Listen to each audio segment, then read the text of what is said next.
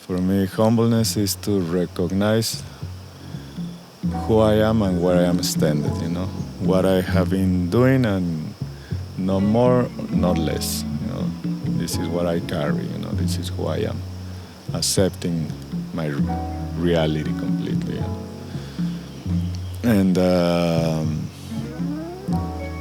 with respect.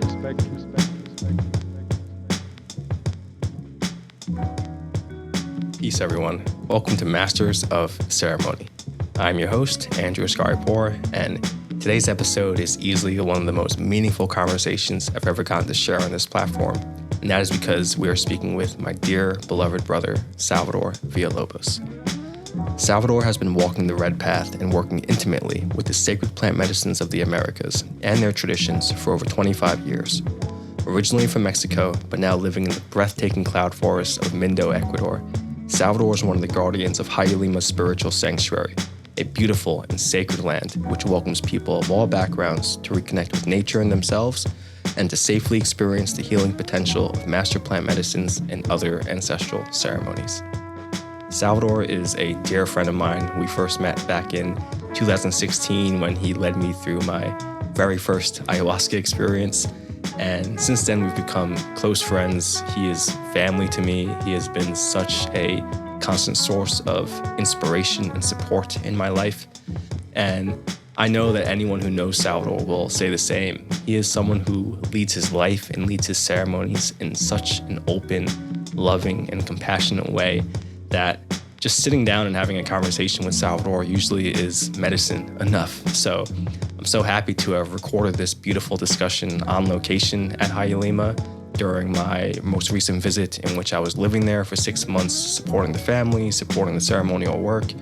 And to film this podcast for those who are watching on YouTube or want to watch on YouTube was such a big blessing for me. I think it's so beautiful to get to see the trees blowing in the background and to see the pond and the toucans flying by. I really encourage you guys to watch this video and receive the beautiful medicine that land and that this person has to offer. So I really hope you guys enjoy. Tune in after the episode to learn more information about Hayulima and how you can join one of these retreats or just take a visit there. And I really hope you guys love this episode. Brother, thank you so much for joining me on the podcast, finally. Yeah, finally, thanks for inviting me. Yeah. It's good that this come together now. Yes, of course. Yeah. And we're here in paradise. Yeah. Beautiful Hayulima. Yeah, it's very wonderful place, surrounded by nature. So I'm glad that you choose this spot. Yes. It's very special next to this pond. Yeah, we were just saying before we started that we should be coming and spending more time here more often. Maybe to have these chairs, the setup is so special. Yeah, well, that's the blessing of here in Mindo, Ecuador, Hayulima, where we are, that there's so much space on this spiritual sanctuary that you've created here and that so many others have helped create. What an honor it is to finally have this conversation here and to speak about some of the work that's been happening here and also speak about some of your life and how you got to this point. Yeah, well, thank you. It's, for me, it's a pleasure to share. For me, it's not like, the life of each one is their own story, Sometimes I don't feel that my life is that special, but anyway, I'm sharing whatever you feel that is interesting to share of my own life, and maybe in some way, this can be record for my daughters or even for myself, and for those that maybe can be inspired for some things that can happen in the life, in this case of my own life. So thanks for taking the time, brother, for inviting me. Of course, my pleasure. I'm sure being here at Hayulima, having your own land that's over 113 hectares, I'm sure every now and then you get hit with this surreal wave of like, how did I get here? how did I get here leading and supporting all these beautiful ceremonies and Vision Quest and the process of so many others. I'm sure at some points it must be a little bit surreal for you. Well, I think that things I have been given the steps, and I knew that eventually I'm going to get to the place. Mm-hmm. I have been in different other places. But yeah, anyway, I mean, it is completely real. But yeah, it's so special to be here. And I mean, it's a dream that come true, you know, because somehow I knew that it was the direction and in some way the goal of my life to be living in nature. So here I am, you know. Yeah. Yeah. Beautiful. Well, how was it for you in your early years? Maybe you can describe where you're from in Mexico, how it was growing up as a child, and just your upbringing in general. Okay, yeah, as you said, I'm from Mexico, originally from Guadalajara, Zapopan, more specific. I have a normal childhood, I think, you know. I'm the second child of three, my older sister, Marcela, and my youngest brother, Osvaldo. So we grew up together, my parents, Salvador and Guadalupe, Lupita. I mean, normal family. In my childhood was like any child in the city.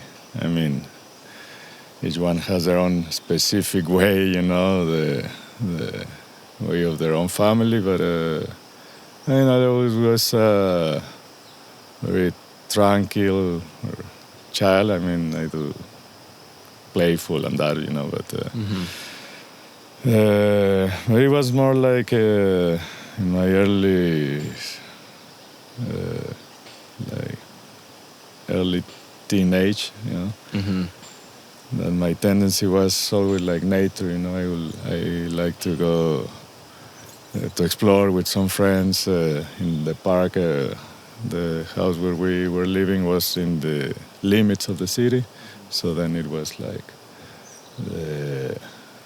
a forest, or it was like a park that it was part of this forest, you know. So I like to spend time there, you know, like exploring and that. So since child, I feel that I think like any child have connection with nature. I don't know. Yeah. And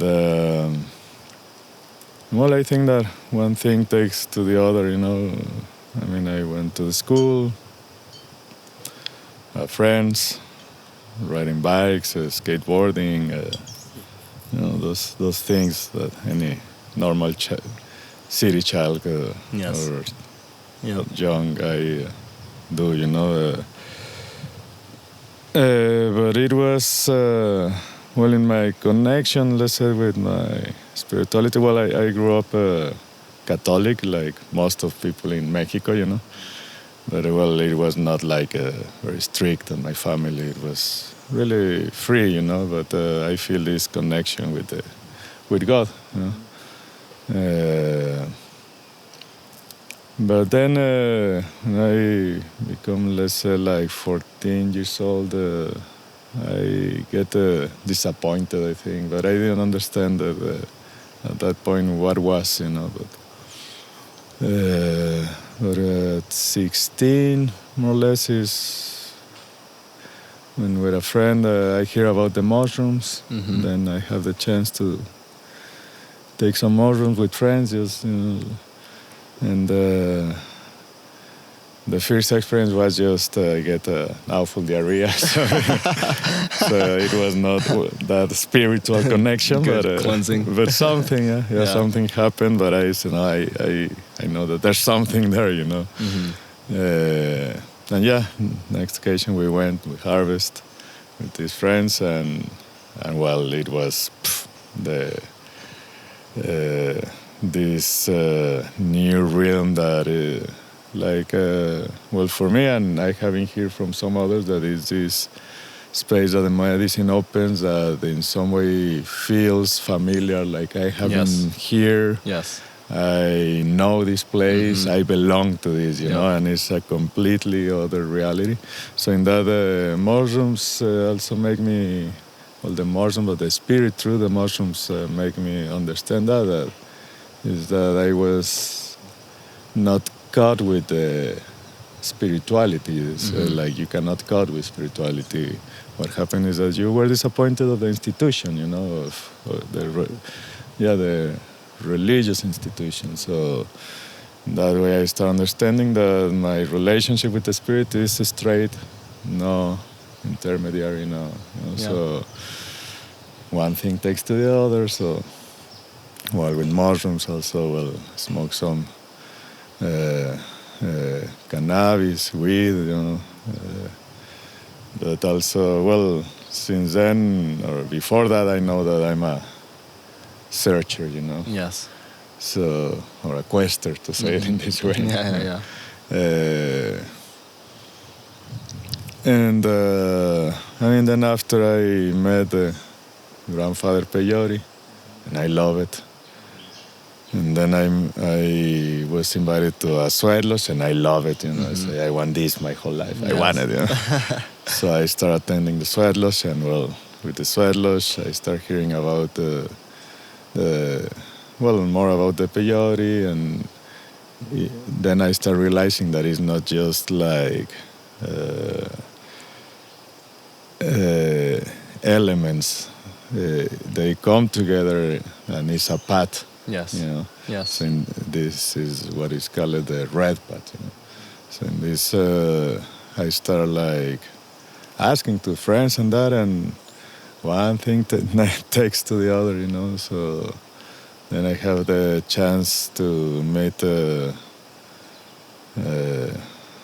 my elder or my mentor, well, a person who I learned with, you know. So there's Aurelio de Aztecpancali, that is the man who I learned with most of this tradition, and man I respect and I love a lot, you know. And I'm so grateful for everything that I was able to share with him. So with him, I learn, I grow up, and so in some way also, I don't know if it's destiny or what, but I was in the position that many people maybe wanted to be, you know. I remember a good friend, now an elder, he told me once, you are that kind of people. No, he said, there's two kind of people. There's those who spend their lives chasing the rabbit and they never get it. And there's people that without moving comes to them, you know. And you are one of those. And that time I didn't understand what he wanted to, what he was meaning with that, you know. But then at this point, and well, I look back and I realize that, I am one of those that the rabbit just come to me, you know. So I was in this position. I accompanied Aurelio for about 7 years, you know. It's not that I was looking for that, even... Well, a good friend, because we used to do the sweat lodge every 2 weeks. It was religious, you know. Every 2 weeks we know that sweat lodge, so we were there, setting up the fire. And well, in this whole process, because for me also the way to learn is doing, you know. Yes, of course. So I started attending the sweat lodge and then feeling like confident to get closer to the fire. Then I said, okay, you set up the rocks and pass the rocks. And that, you know. So we were going to this sweat lodge that this friend was leading, and it was for a couple years or maybe more. And he always was talking about this man, you know, Aurelio, you should meet the chief. And I said, you know, what else, you know, maybe. When we have the chance to, well, there was like gathering. It was like when was that? Like 2002 or three. It was the fourth gathering of spirituality of the people from all America continent. Yes. So these people, because this friend that I told you, he's from Brazil, but he lives in Mexico for a while, for years. And he has his godparents. And he said, well, my godparents are coming to do a ceremony. So we attend the ceremony. We did a good relationship with them. So they invited me to this gathering. So I went I was like the driver to say this. I have a truck in that time. So say, you have a good truck. We pay you for the gasoline and you drive it. Yeah, let's do it. So we were there, and Aurelio was there. They were invited by Aurelio. Mm-hmm. So I was the driver. So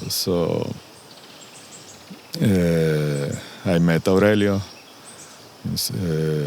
So our first conversation was like, nice car, which casual model, casual, whatever. Mm-hmm. So it was not shamanic, deep.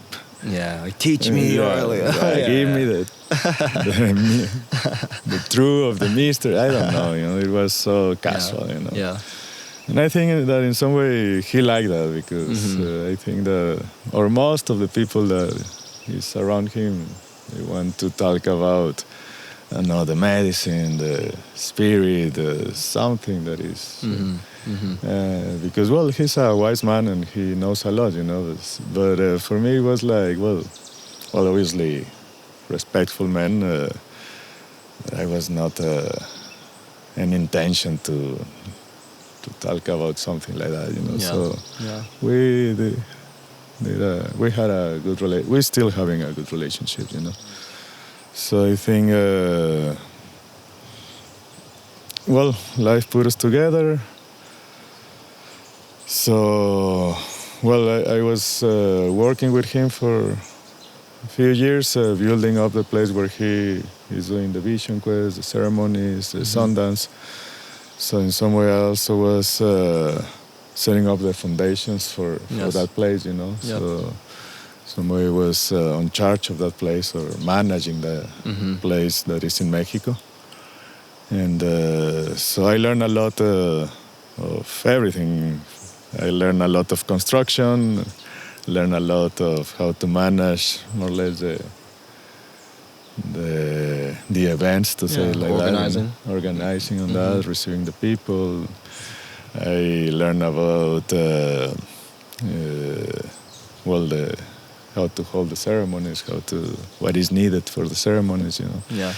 So because I was accompanying him for a while doing ceremonies. I was driving for him. I was carrying his stuff. I was next to him, So I have that luck to. Yes. So more or less that. It can be.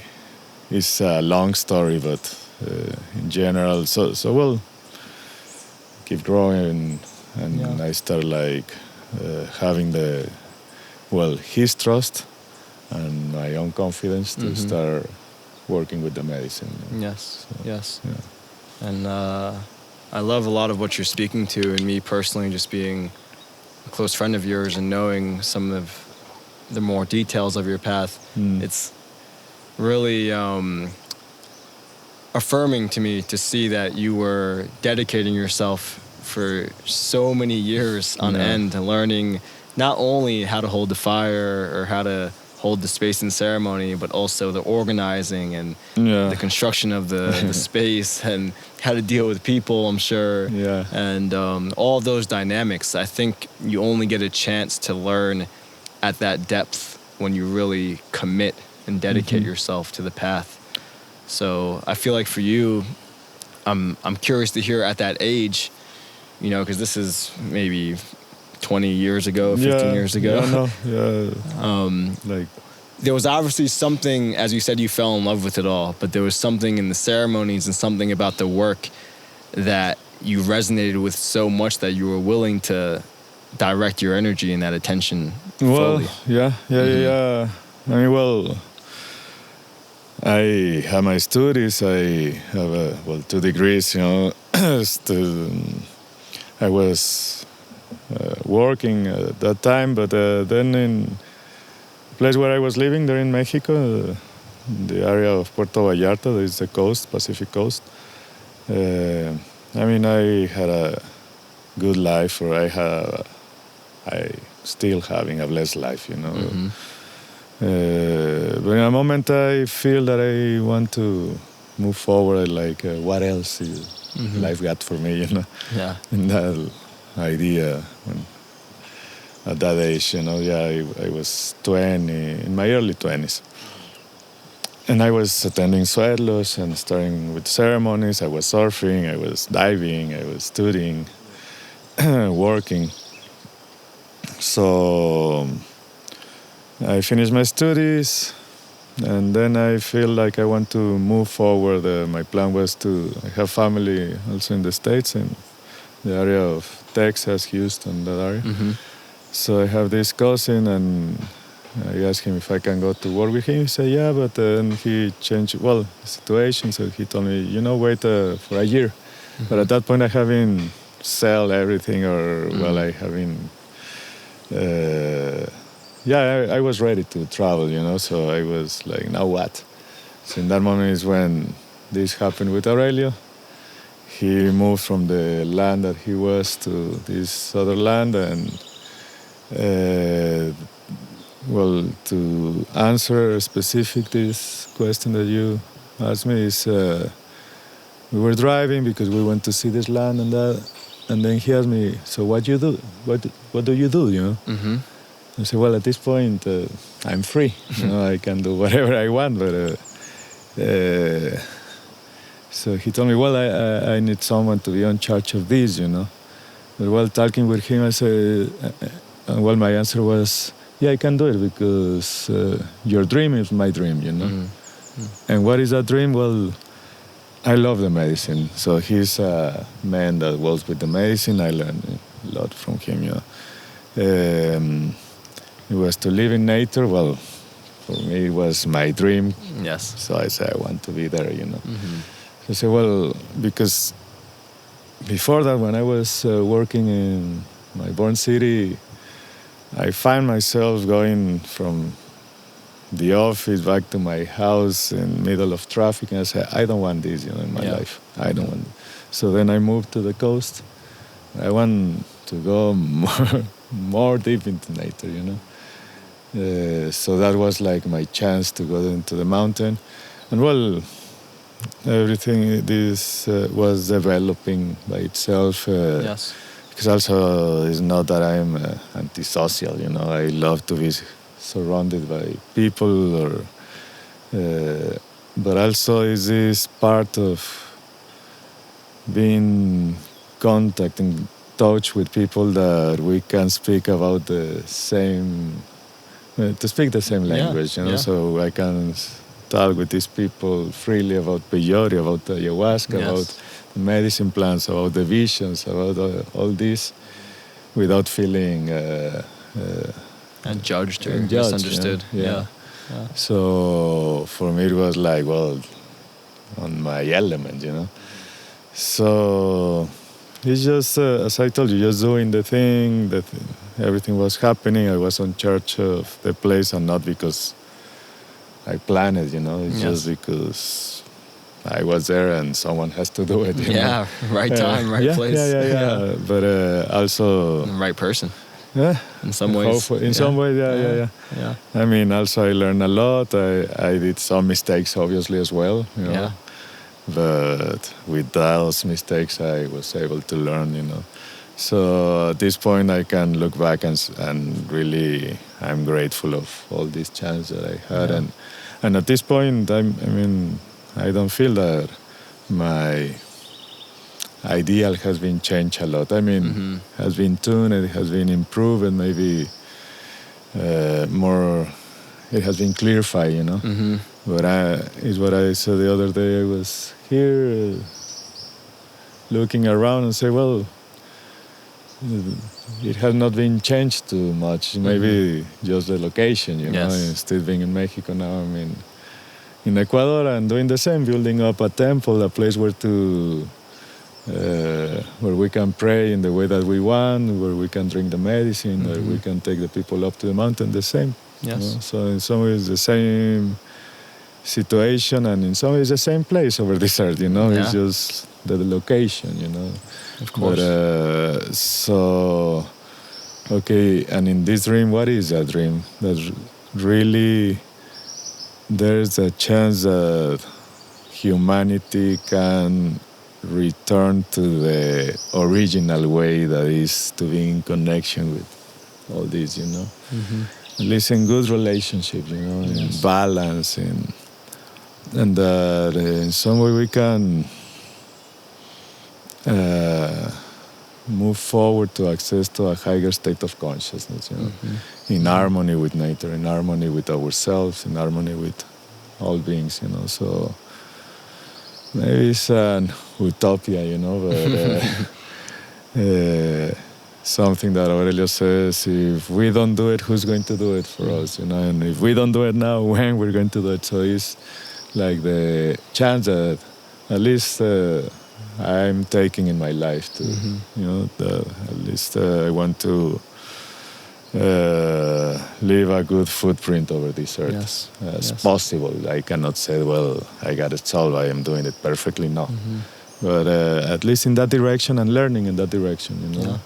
So, and also for the next generations, for my daughters, you know. So hopefully it answered your question. Yeah, for sure. Certainly. I think for myself, immersing all of myself into this work for these past 7 years that we've known each other, and for these continual visits to Ecuador and just spending time with you and the family, and learning directly from the ceremonies and the medicines, I feel like what I have received in my life has come not only from the medicines and the ceremony, but just from what it is to live in community and what it is to live in right relationship with the earth, as you're saying. And for me, that's been such big medicine. And I share that same vision, and I feel that what you're continuing to do, that you've begun in your early 20s, is most certainly making a difference, at least in the communities in which we engage in. Yeah, hopefully. Well, at least also in my own life, you know. Yeah, certainly. Yeah, now that you mentioned that, because it's that, you know, it's the experience to live in community, in communion with nature. And what the medicine do is just to remind us that, you know. Yes. So it's not so I said the medicine is not a guarantee, you know. If you don't really experience, if you don't really do your self-work, you know, because, well, we all have issues to work with, you know. Also, we can reflect in each other and say, well, I'm not alone, and yes, it is possible, you know. Yes. So we can do it together, and that feels like, well, that encourage to continue, you know. Really, it's not an easy path, because in some ways, like the medicine of the salmon, you know, the salmon medicine. You go against the current sometimes, like, and it's hard, really. Yes. But when you're not alone, well, we are together, and it feels, I cannot say easier, but definitely more lighter. Enjoyable. Enjoyable. Yeah. Certainly. Yeah.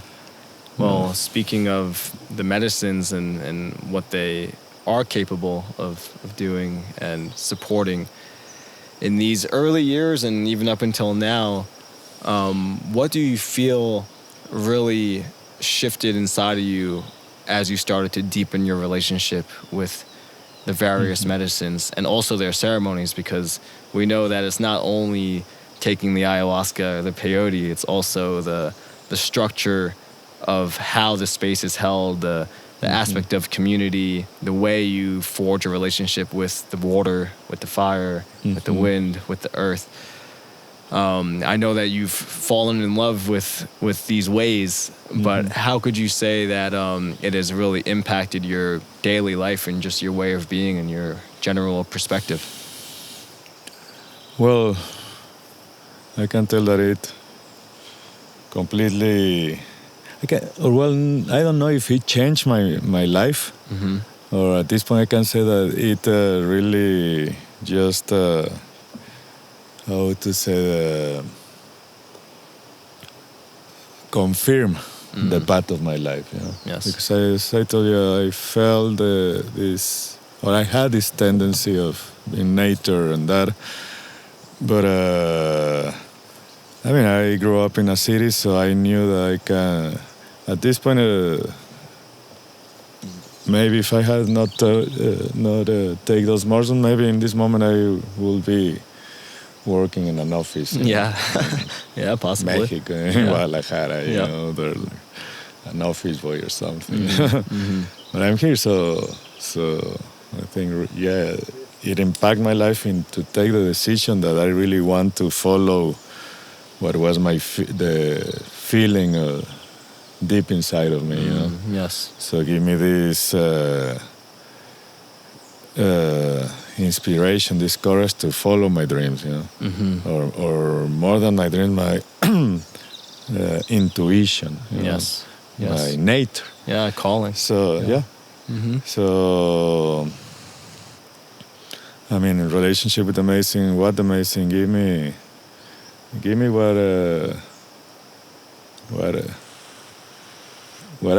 it was already on me, and so it doesn't give me the chance to accept, to realize what is inside of me, and to take that direction, you know. I mean, just to say, okay, a little bit of what I have been received of the amazing, you know. But also, is that what I mean, it's like growing in this path of medicine, living in this path of the medicine. It changed, and also, I get mature. My understanding change is different, but is that the understanding that the amazing is just giving me the chance to realize what is on me. It amplifies what is on me so I can see it clearly. So it's not that amazing is giving me something from outside, you know. But it opens up this power that the amazing have itself, and opens up this power that is within myself. You know? Yes. So with this communion, this symbiotic relationship, you know, is how the memory awakes. You know, I think is the memory that is in us already. Well, we say that the medicine is nourished by the soil, by the nutrients of the earth, so it's this memory that also they keep, you know. Yep. So when we do this alliance, this relationship, symbiotic relationship, it's like both we explode this potential that is in these two beings, that is amazing, and ourselves. So in that way, we can access to this realm, or to this awareness, this higher state of consciousness.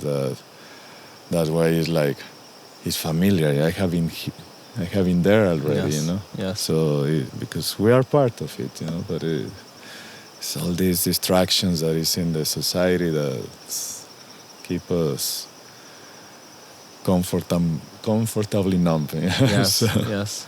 Yeah. Yes. I think my first few ceremonies when I first came down here to Ecuador back in 2016, I had the exact same experience of this is familiar. It doesn't feel foreign. Yeah.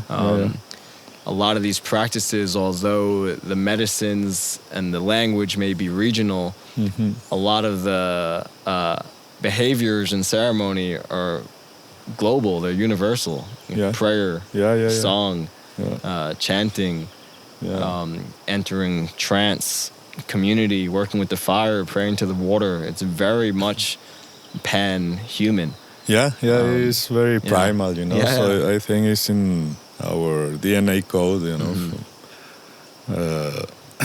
our ancestors and I don't know, from the original people, you know, being around the fire for me is so primal. I feel like, wow, it's the same way as well.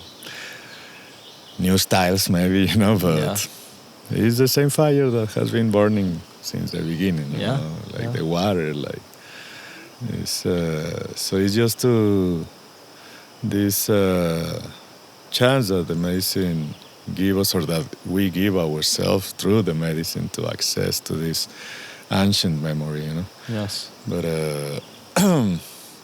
well, that remind me the name of Pia's podcast, you know. Our future is ancient. Our future is ancient, yes. Or our present as well, you know. So is this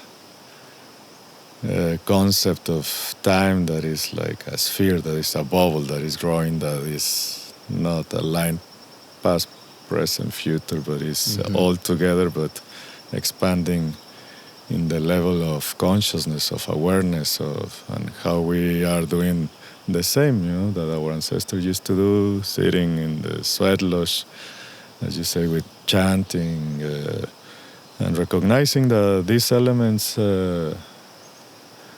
keeps this life, and just to honor what give us, keep us, create life, you know. And to remember that is so simple, but it's so hard to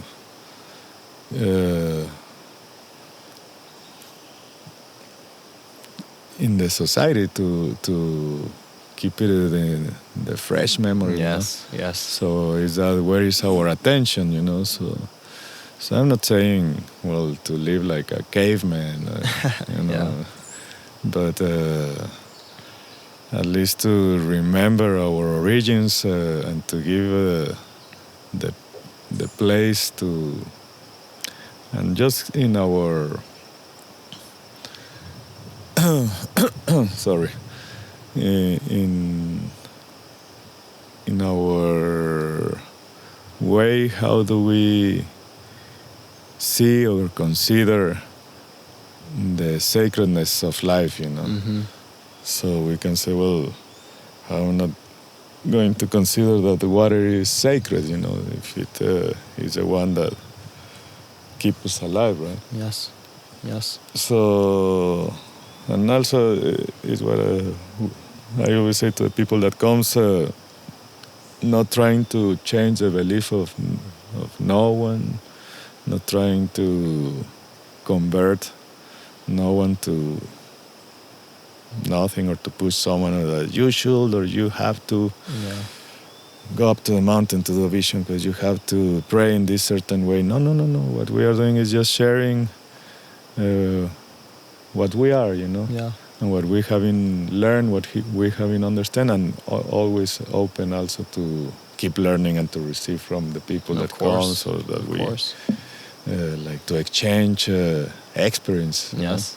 But when this experience can enrich each other, nourish each other, you know. Yes, that's one of my favorite aspects about your family and the way all of you work, is that you implement multiple practices and traditions into your toolkit, per se. And you're open, first and foremost. You of course follow instructions of tradition, and you are a part of a certain lineage of people and traditions that have been being carried for some time, but you're not entirely opposed to receiving inspiration and influence from other cultures. And I think that's the beauty of the Camino Rojo in general, the movement specifically in Central and South America, because to me it feels like a conglomerate of a couple different ways of the ancient peoples of the Americas specifically.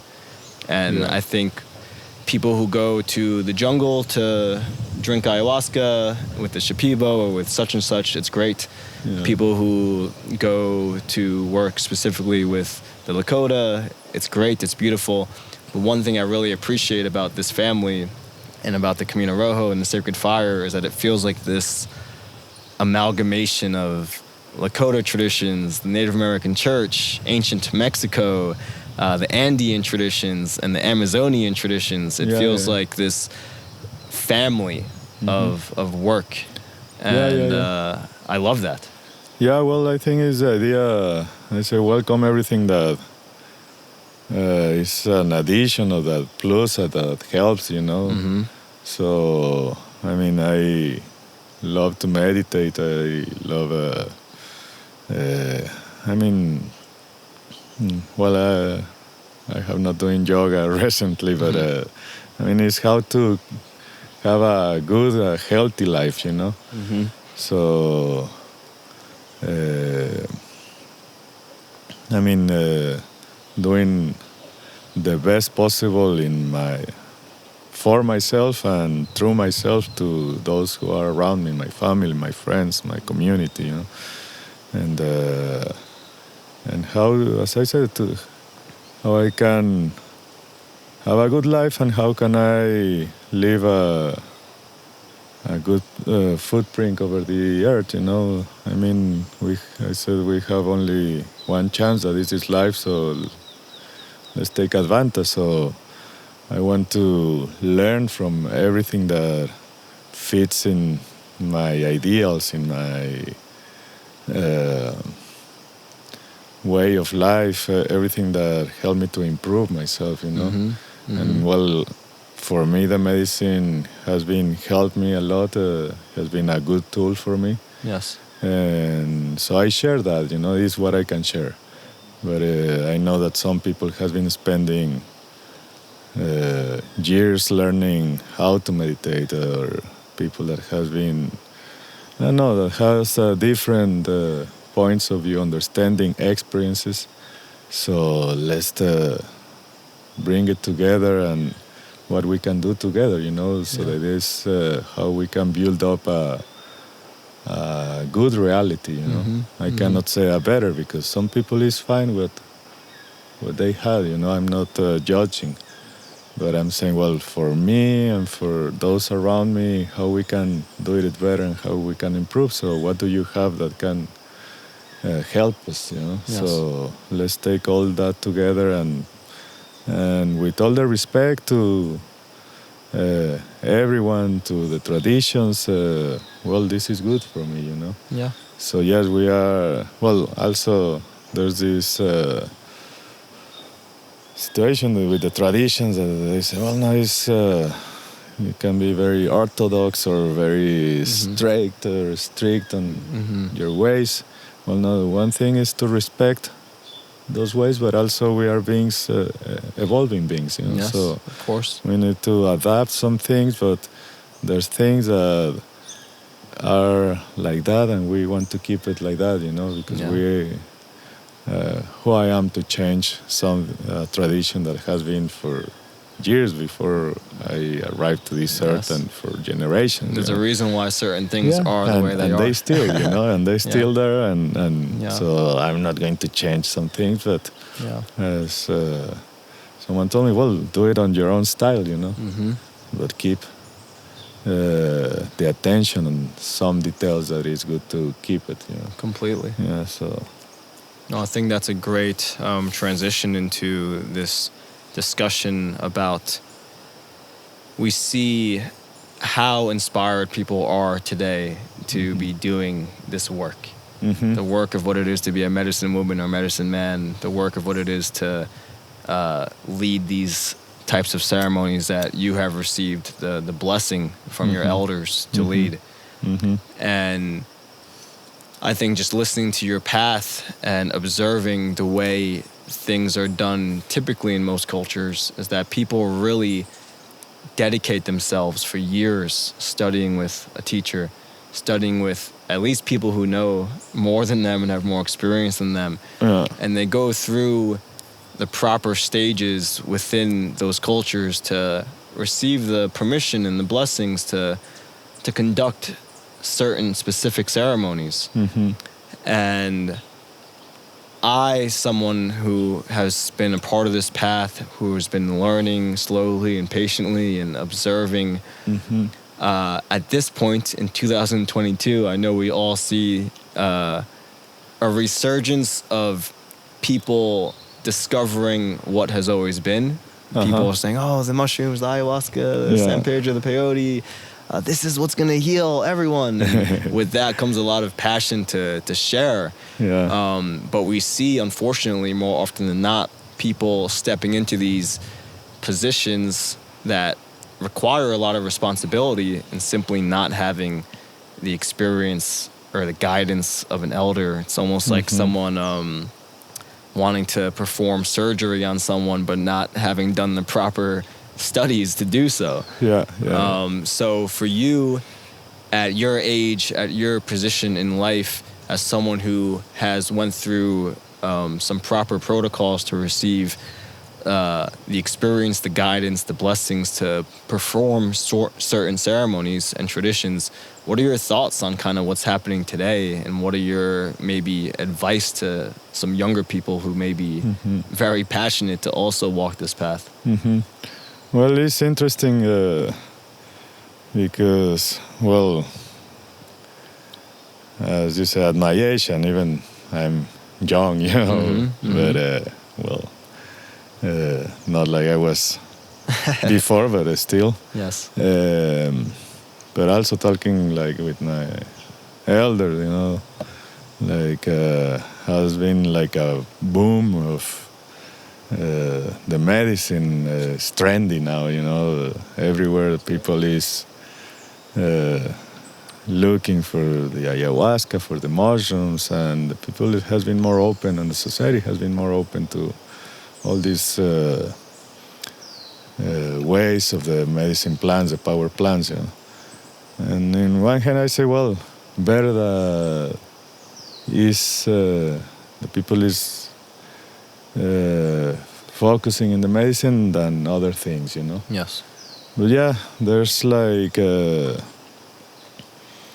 now everyone want to be a shaman and all these kind of things that it comes with all this wave, you know. Well, for me, like an advice if I can give an advice, I will say patience, you know. Like you, even myself, it's years to learn, to understand why to do it in certain ways. As you say, it's not that I'm going to do an operation to someone when I don't have the skills, you know. But on the other hand, also, as I said, for me, the way to learn is to do it. You know? Yes. But it's okay. Let's say I have the willingness to share the medicine, so attend ceremonies. You know, go to different places, learn with different elders, or with one specific if you want to work with a specific medicine. But take the time, you know. I mean, there's no rush, and at least in this path is what I been understand. There's no rush, you know. It's step by step. Because anyway, it's a path, you know. So you need to walk it. You know? Yes. So it's step by step with patience, with passion, you know. Because I mean, it's not easy anyway, you know, and it's not about to be like how you said like the main protagonist of something, you know. Yeah. The only thing that we want is that the medicine get to the people in the best way possible, you know, that be a good experience and don't be traumatizing to Yes. someone, Yes. because it can be, Yeah, and you bring up a good point. I think in today's day and age, many people are getting into this work first because it makes them feel important, or like they have something to offer, and maybe they're thinking about themselves prior to thinking about the actual help that these traditions can bring. Yeah. So I think in that, for me at least, with having you in my life and having your family in my life and having even some of your teachers in my life who I've gone to do vision quests with and others, having someone above me in experience grants me the opportunity to have someone to say, hey, slow down, or hey, do the fire this way. The way you're doing it is not efficient, or do this. And I think those who are walking this path or attempting to walk this path without someone like that can potentially lose their way, and potentially people can be harmed in the way. I mean, we see it happen often. Yeah, and let's say also for themselves, because in some way I have been learned that, or realized that in myself, that the mind is so fragile, So the amazing sometimes is you don't give the right direction, if you're not really settled in the clear intention, you can lose the track, you can lose the way, so in that point the amazing is not going to be medicine, because we call it medicine because it has an intention, it has a direction, but when it's I say like maybe if you go for a hike in a mountain, and you don't know the path, where to go, and you just start walking, you're going to get lost, Yeah. But if there's someone that has the experience, that knows exactly where to go, how to bring you back, you have the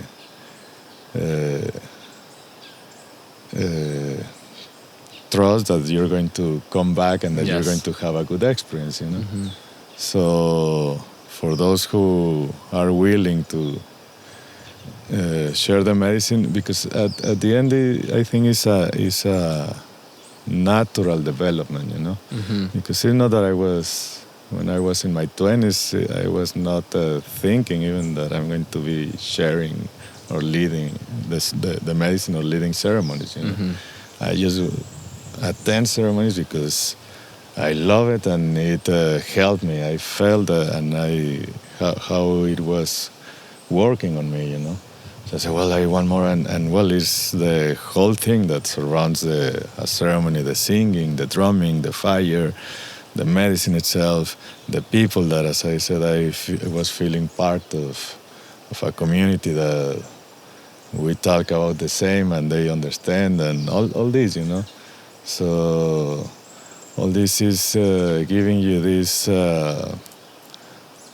confidence to move freely, and the time, the experience start giving you this confidence that, okay, I feel ready to pour the water into the rocks for the sweat lodge, Yep. So the other day I was reading this, something that a friend sent me, because also is now these workshops that in a weekend you can lead a sweat lodge, and I said, I mean, if it's possible, I should knew it before, but it's fine. But it is good that you can take the time really to understand what is the meaning of the sweat lodge, what for, and I having here people that they get burned in the sweat, because they put a lot of water. I don't know. They cover it with plastic, and it's really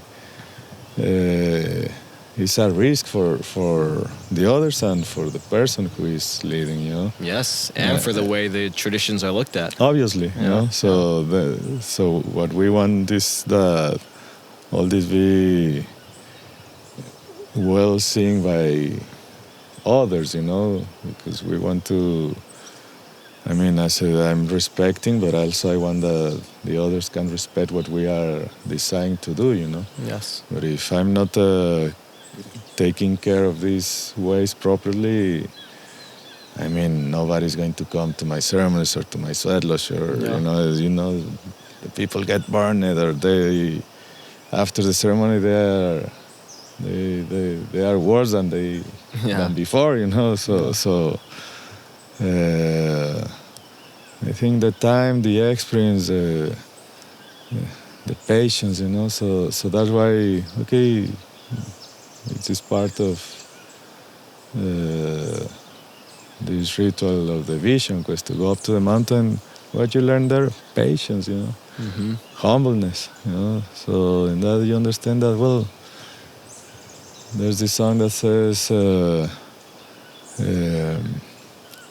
Like walk it before you want to run, you know. So go slowly, you know. Give good steps and understand, or before you give the next step, look where if the ground is stable, you know, because you can fall down, and with you can take others with you, you know? Yeah, that's right. So I mean, it is fine that the people want to drink amazing. Why not? You know, it's for everyone. As I said, not everyone is ready for it, neither, you know. So those who want it, well, get ready for it, you know. I knew of people that was running ceremony, and the amazing was so strong that they couldn't finish the ceremony, so someone has to close the ceremony because the person was not in the capability to do it, you know. So. Yeah. I mean, in this process for me, I remember that once I'm going to experience amazing on myself. I'm going to be my own laboratory, you know. Yes. So I say, well, how much I can drink, you know. But slowly, you know. Well, my early years when I was in the medicine, I used to drink a lot, but I realized that I have I can hold capability to hold it. An amount, you know, and powerful medicine. So I know this can be my limit, you know. So I'm not going to take the people beyond my own limits. You know? Exactly. So I say, till here I'm able to hold it, you know. But if there's people that can go beyond, you know, go with someone that can take you there, you know. But I can take you to this limit, you know. But obviously, always we want to improve ourselves and to expand those limits, you know. Yeah. And it's not about who drink more, you know. No. The idea is, even I was recently thinking, well, maybe I can access to these states of consciousness without the need of drink medicine, you know. So I don't want that the medicine be needed, but I love it, you know. Yes. I like it. Of course. I know that is good for me. Yeah. But I know that also I can use with meditation, with just sitting here, you know, surrounded by nature. I feel a connection, you know. But just amazing. I wake up this other realm where it's this memory, you know, or like the realm of mystery where we can take a look that, there's things that we can even say this like magic, you know, but it's there, you know, there's access to all this, you know. So, but it's step by step, you know, step by step. So if you ask me that, an advice, be patient and learn it well, you know, and don't try to take the shortcuts. Yeah. Yeah, that's great advice. That's one thing my mother always taught me growing up, even with something as simple as making the bed. She says, if you're going to do something, do it the right way. Yeah. And that's something I'm learning on this path as well, especially when it's sensitive. Yeah. Remembering what your mother says, do it well. So it's just that, to put in practice even those teachings that our parents knew because their parents told them how to do it. But, new times, new ways, but there's foundations already. So we are not discovering, I don't know if you say it in English, but in Spanish, discovering the black thread, is there. People have been walking it, they understand it, they put it there. It's there, Yes. We are not inventing nothing, we are not discovering nothing. We are discovering ourselves, and we are reinventing ourselves. But the foundations are there already. That's right. That's right. And, regarding the medicine and not being dependent on the medicine to reach a state of peace, the other side of that, as you said, is, but we love it. And I think what we love is the uniqueness and the personality of these medicines, because they each have a personality. It's like meeting a friend and saying, oh, I love that friend's style. I love the way that friend speaks. I like the way they support me.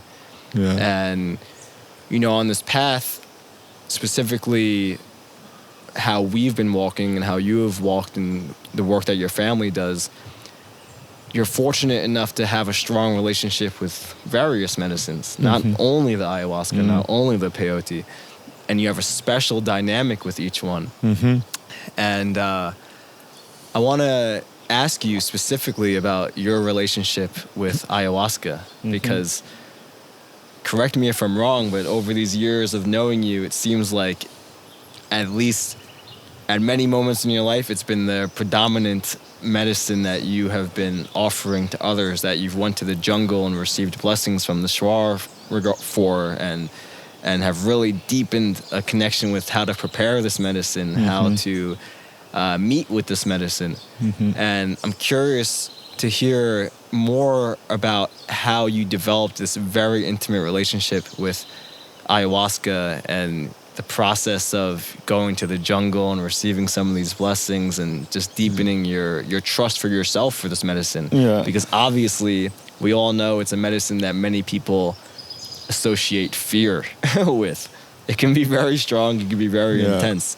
And your relationship to me seems like a healthy and trusting and loving relationship. So we'd love to hear a little bit more about that. So I told you in my early days when I started with the medicine, I started with mushrooms and the peyote.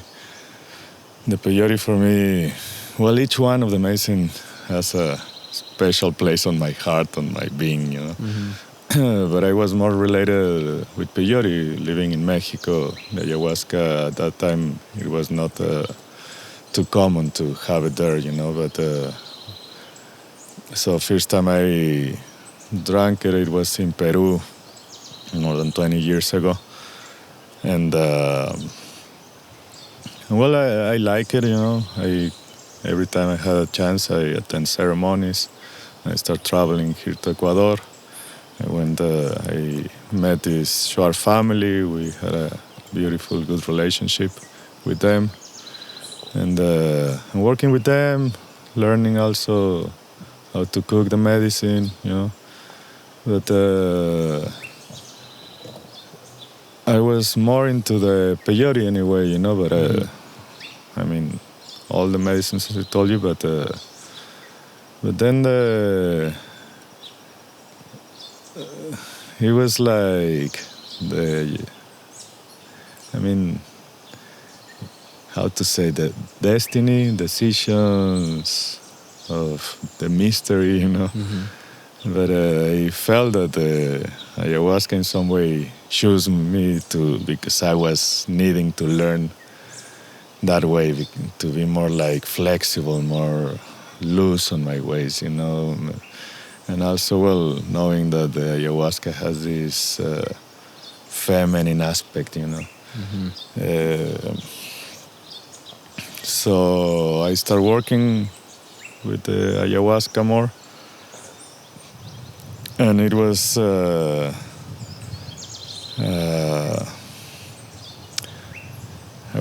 when I started leading ayahuasca ceremonies, I was very strict, like trying to keep it like if it were Peyote way, Yeah. But then the ayahuasca just slapped my face like, no, this is not the way. It's not. Yeah. And well, I'm stubborn, but I learn, slowly. But learn.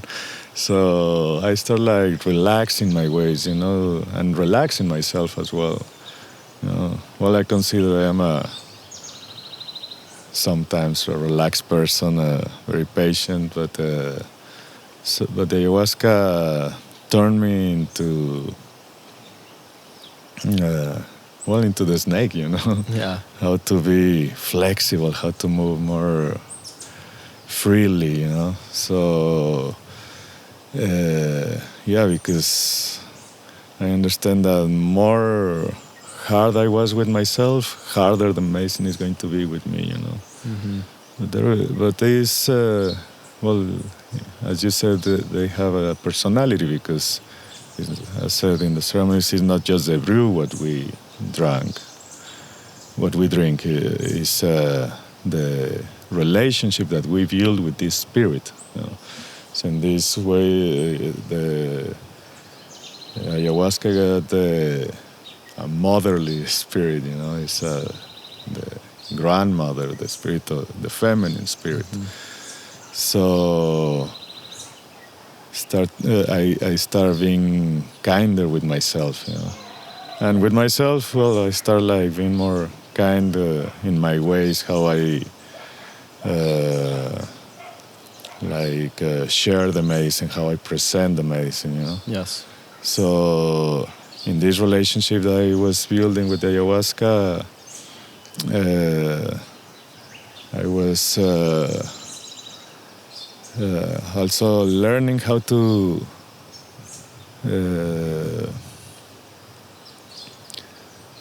say, like, to be more loose, more on my way. So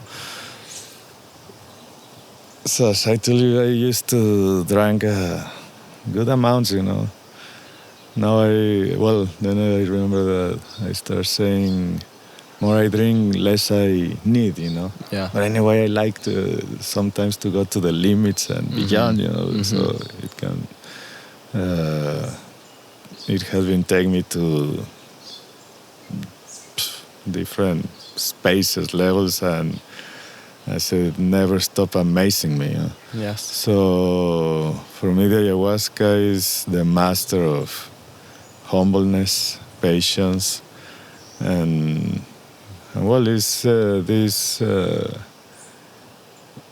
feminine energy that is so caring, but also it can be tough sometimes. Yeah, it could discipline you.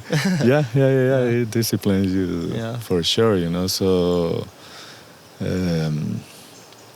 it has been a beautiful relationship because it has been, as I told you, very natural. And it's not that I know completely, obviously, no. I'm just barely said how to put limits to the mystery, So I'm still obviously learning, and I think that I'm not going to finish learning in this life about the ways of the medicine, and particularly the ayahuasca,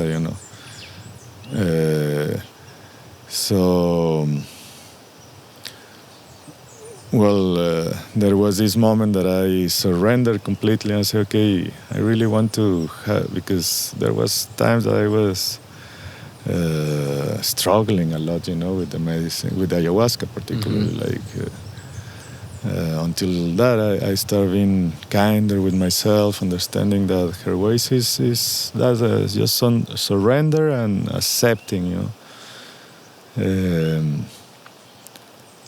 and how to put that on practice on my daily life, you know. Yes. I mean, it's not that I solve all my issues, keep learning, and I'm glad that I'm still having a lot to heal, to learn, you know. But for me, the ayahuasca, well, has been like a spiritual mother, you know, that is always there when I need it. Even I don't need to drink it, you know. Yes. But it's all these teachings that keeps reminding me, you know, in situations. So there's situations in daily life that I say, well, it's just like a ceremony. When I drink ayahuasca, what is the teaching? Okay, calm down, relax, surrender to the situation, and be patient, you know, be patient. So, as I said, I felt that in some way medicine, the ayahuasca shows me to learn, not to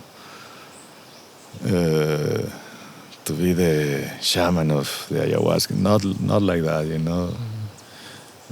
It was like I was needing of her teachings, you know. And in that, I mean, the same. Drinking the medicine, attending ceremonies, learning with elders, in some way feeling confident to hold the medicine, to drink the medicine. And in some way, well, it was with this elder Hilario Chiria from the Shuar that in one occasion he told me, well, I haven't seen you. How do you conduct yourself? Conduct yourself. When you drink the ayahuasca and you do it good, you hold it good. I haven't heard your prayers and it's really clear, you know, your song. So now it's your turn to share the medicine. I said, well, no, I'm fine accompanying you, being just a participant. No, but what do you think that you're going to learn it and you're going to keep it for you? No, you have to share this, you know. The elders are getting older, so it's new generations that have to be ready to continue the job, you know. So in some ways, how I mean, I received the trust of someone, an elder, and also through that the blessing to give the medicine. If I wouldn't felt confident to do it, I will not do it. Of course. But at this point, well, it was a process, you know. I remember sometimes in some ceremonies I say, well, I'm so shy, and the people say, no, you're not shy. You know? I am, you know. Yeah. But the medicine give me this confidence in myself, you know. I say, well, anyway, if I'm going to do it, I'm going to do it as best as I can, you know. Yes. And I want also to heal of that. I want to explore myself, to see how I am in different environments and like exposing myself to situations, you know, just to know more about myself, you know, not to show nothing, just to explore myself, to know more about myself, and really because what is the idea to really be ourselves in our full potential, you know, so, and being in our full potential, to experience in our full potential this life, because, well, I want to really feel the satisfaction to have a good life that I have been lived to the maximum, you know, like said, okay, breathe the air and feel this life, how it's nourishing me, how it just with the breathing of the air, how can keep this life and have this gratitude of be alive, you know. Yes. And I mean, the ayahuasca, there's moment that, well, I'm still breathing. I know that I'm still alive, you know? So it's to say thanks, you know, thanks. I remember this good friend also said, well, the amazing, but the ayahuasca give us that chance to experience what is to die, you know, in order to really appreciate it and to live it to the maximum, you know. So it's that, you know, that's why some people feel scared of ayahuasca, because, you know, in a ceremony I say, well, have some of you have researched what is the meaning, the etymological meaning of the word ayahuasca, at least to know what you are drinking, you know, because the ancients don't call it ayahuasca just because... True. For not just because... so the meaning is that, the rope of death, you know. So the idea is ayahuasca takes us to this experience of dying, you know.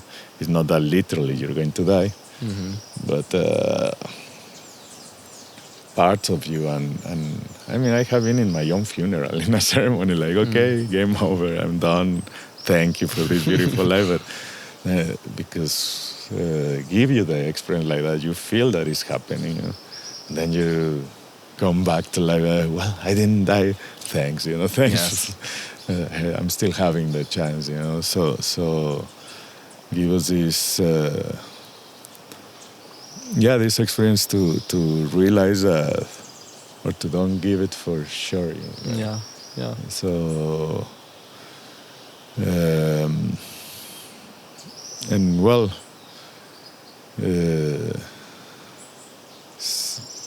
I would like to don't forget it, but the day by day sometimes we are distracted. So of course, another cup just to don't forget, you know, to remember it if I forget it, but to don't forget. That's right.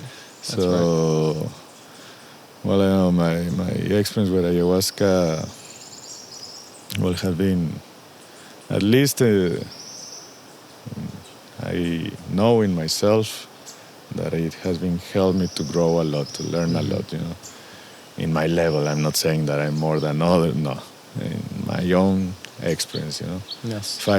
If I have not drank ayahuasca, maybe my life will be completely different, you know. How to know if this is a life that I'm having now, but I can say that the same helped me to accept the path that I'm choosing, and to take the decision that I'm taking, and to be responsible with the decision that I'm taking, you know. And it's not that I'm how you said, like, repent, or which is the other word? Regret. Regret. And also I learned that with the medicine. I'm not going to regret of nothing, you know. But if I take not the best decision, I'm going to learn it. Yeah. But not regret of my decisions, you know. At least to know that I took the decision with awareness and with consciousness, you know. Yes. So, well, it's one of my masters, you know, master plans, one that I really consider that has been teaching me a lot, and I really honor and respect this relationship that I have been built with her, you know, with his grandmother. Beautiful. Yeah. Beautiful. Yes, I look forward to tomorrow's ceremony. Yeah, me too. We're Always. here at the first day of a new 10-day retreat that's being offered here at Hayulima. So looking forward to tomorrow night. Yeah. It's always like a new beginning. Yeah, completely. And when you speak about ayahuasca and your relationship with her, one thing that I've observed and one thing that I want to discuss here with you now is this practice, this way of prayer that is through song, it is through using your voice. Many people associate ayahuasca with song and with prayer in that form as well, with the chants, with the icaros, with the different prayers that people carry during that time. Yeah. And you're someone who carries many different kinds of songs, Sundance songs, Peyote songs, ayahuasca chants, even the Buddhist mantras. But I'm curious for you, not only how ayahuasca has impacted that for you, but just in general, how your journey has been learning to sing in your own way, especially because, you know, I think many people on this path, myself included, for many, many years said, oh, I can't sing. I can't learn some of those songs. I can't pray in that way. And I think you're someone who has embodied the fact that you're not just singing, you're praying, you're using this sound as a tool. It's not just to have a good voice or something. So how has your journey been with that, becoming what I would say the great singer that you are? Thank you, brother. Thank you. You make me blush, but I really don't consider I'm a good singer. But I accept that there's moments when I'm really surrendered to the medicine, when I really connected. Is through me that happen, you know, because sometimes I know that, well, it's ceremony and I'm not inspired and I have to sing because it's good to sing in a ceremony. And it's sometimes even forced and I know that I'm not transmitting. So that is the singing, is to transmit, you know, to transmit the vibration of the medicine, to be this instrument of the medicine, to help that the medicine flows, moves, expands, shows, brings visions, you know, heals. Yes. You know? But for that, we have to be the instrument, you know. Like, let's be like a flute, you know. The flute is just a flute, but it's how someone interpret the melody, the rhythm. So, well, I have like a basic studies of music, but I'm not considered I'm a musician. Well, musician because I love music, but I mean, there's people that are musicians, that are great singers that studies and that knows how to do it. I'm more like, how you say, like lyric. Yeah. You know. Well, I study songs and sometimes just improvise it in the moment with the medicine. But I think that the songs is to transmit. You know, like. The prayers is the same, like transmit, you know. And to really transmit, we have to be in this connection with divine, with the, you know, with the medicine, with ourselves, you know. Yes. And well, I think it's a discipline as well, you know. And well, it's completely different to sing with medicine that without the medicine. Sometimes, okay, I have been studying a song and then in the ceremony, it's completely different, it's difficult. But when we become this instrument, it happens, you know. So this transmission, this expansion of, because what is music is melody, is harmony, you know? Vibration. It's vibration, it's rhythm. So when all these get together and you become this instrument, you are transmitting what the medicine is bringing you, you know, and that helps and that heals, you know, that to the people that is around and to myself in this case, you know. Sometimes I'm just sing and even after I finish, I'm amazed and it's this feeling of peace, you know, this feeling of the ¿cómo se dice? Plenitude, you know, like that really it was healing, you know. So yeah, I know that there's people that they put a record music in the ceremonies. And Yeah. well, it's fine, but the thing is that, and it's good music, but it's plain because it's not transmitting what is happening in the moment. Exactly, it's So static. that, yeah, it's okay, and you're going to put play, and always it's going to be the same. Mm-hmm. But when we are doing it live, singing, even when it's the same song. It's going to be different every time. Depends of the mood, depends of what the energy that is in the space, of the people, what is needed. Sometimes you have to go to low vibrations to take that vibration to lift it, but you have to go deep down in this vibration. Yeah.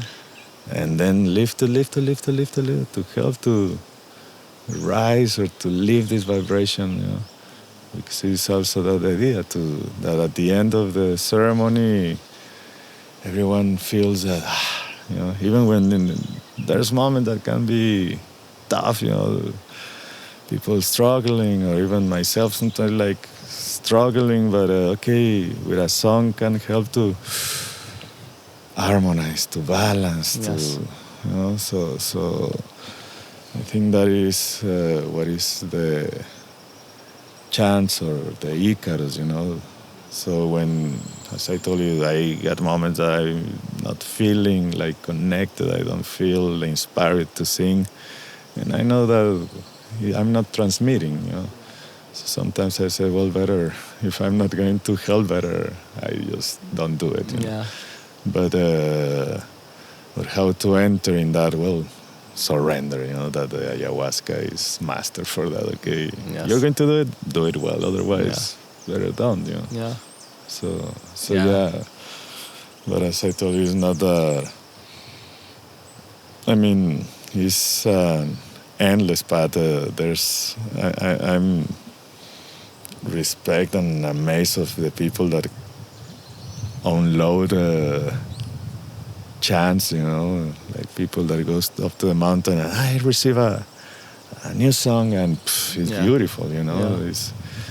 So I haven't received, but then I forget it, or then always it's changing. That also is what is an Icarus. It's always like Yeah, it's alive. Yeah, It's always changing. It's changing. It's moving. Mm-hmm. And I think that's the beauty. It's like the prayers, Yeah, it's the same. What is happening in the moment, what I'm feeling, what is needed in the moment, just to.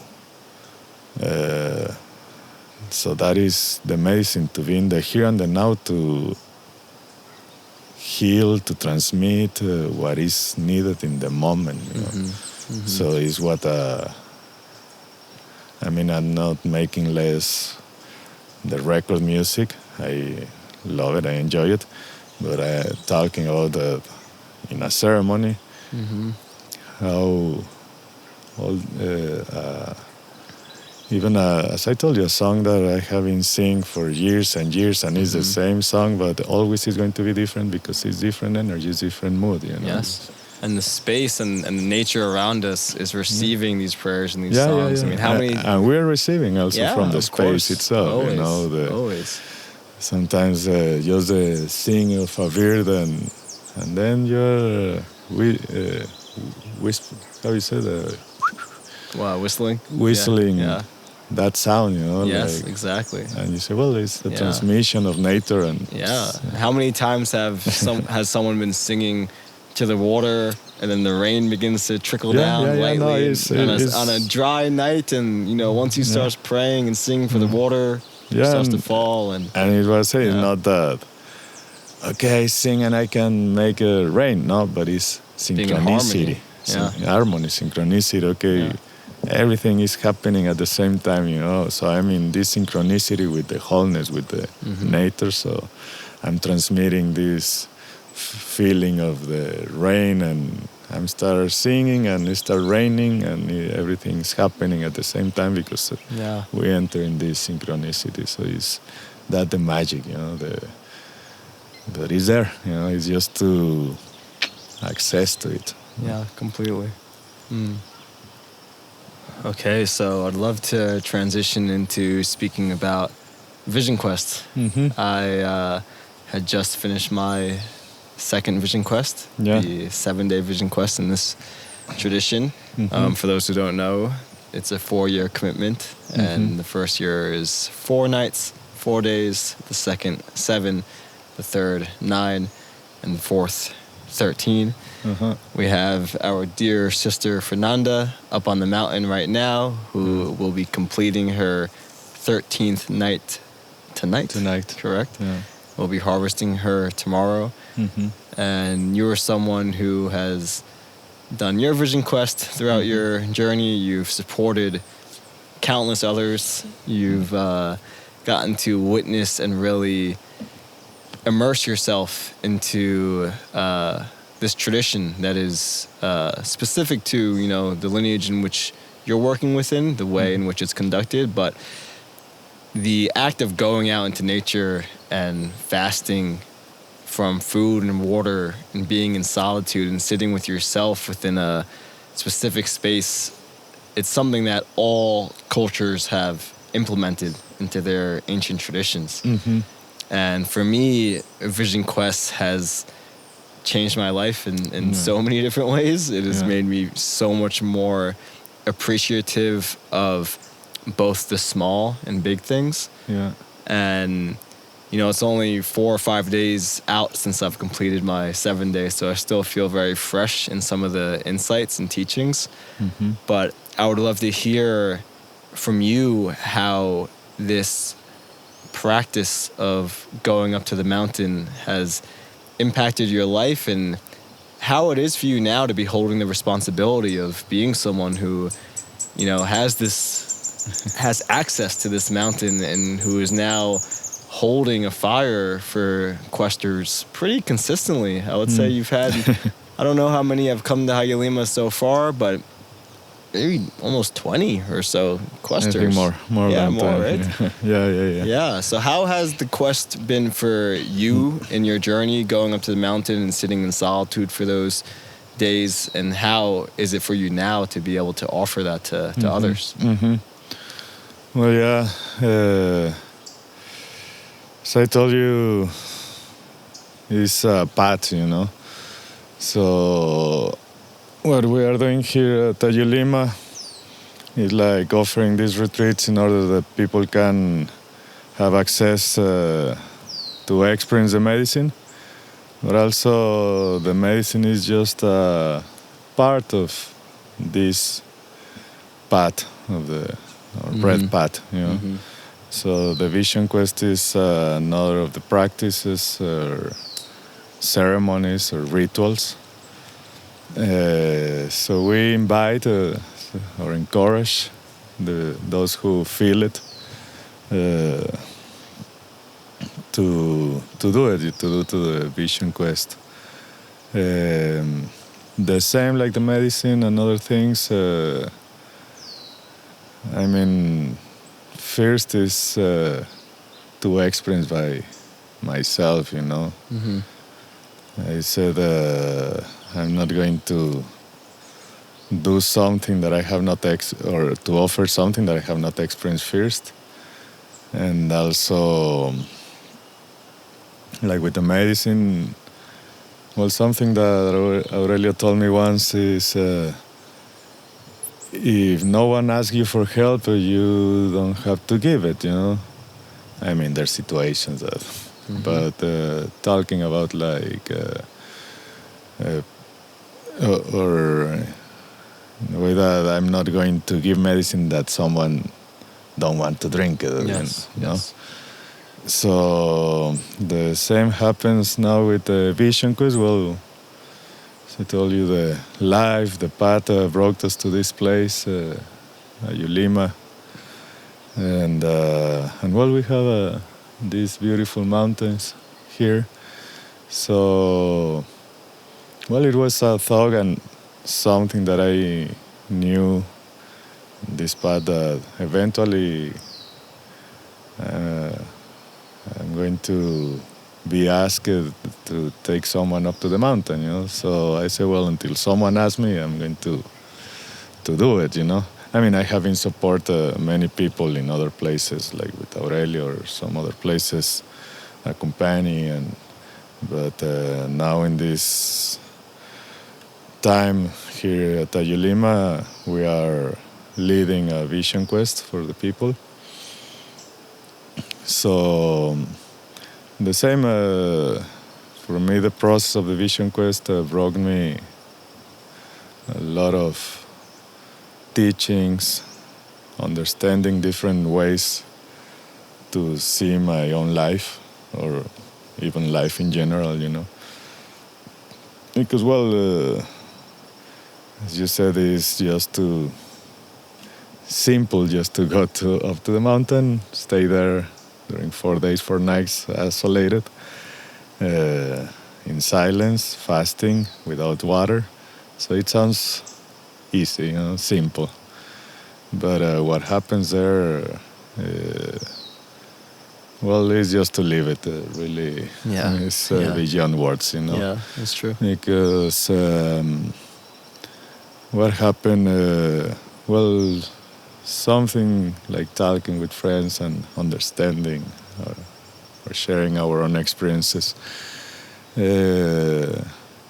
is a process, is something that we normally don't do, like since we born. We eat, we drink water, and once we start talking, we talk most of our life, Yeah. We speak most of our life. So it's this practice, like you said, in many cultures or spiritual paths, the practice of fasting. The other day, talking with someone, I was saying, why to stay there and fast? That is needed. And in the way how I understand it is,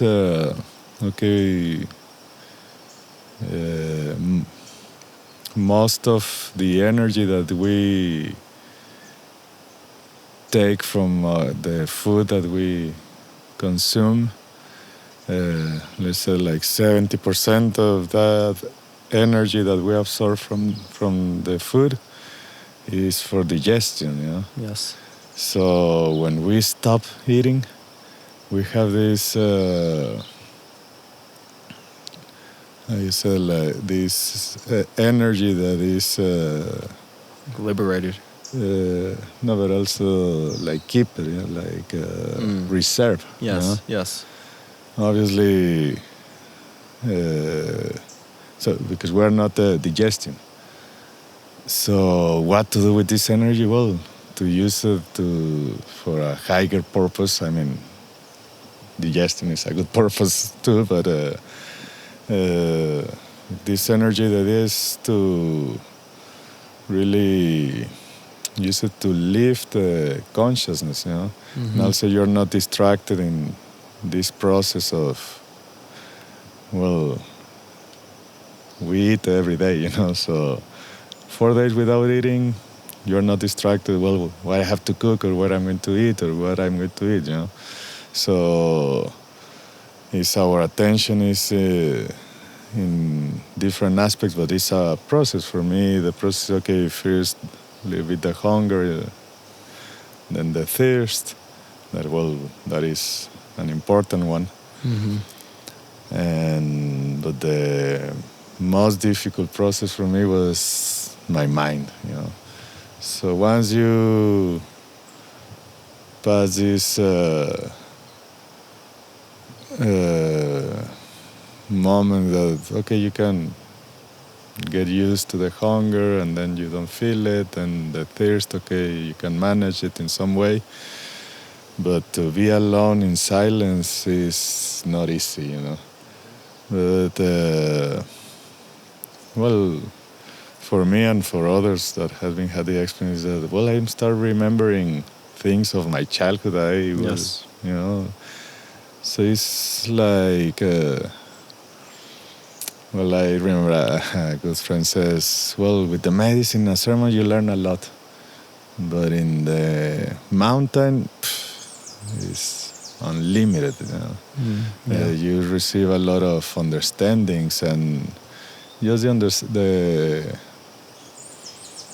the value of what is the water. You know, what I say sometimes to the people. Well, we have this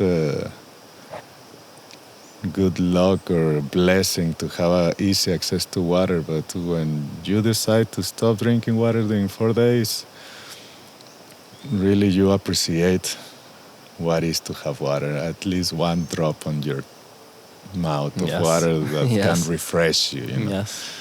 So it's this practice,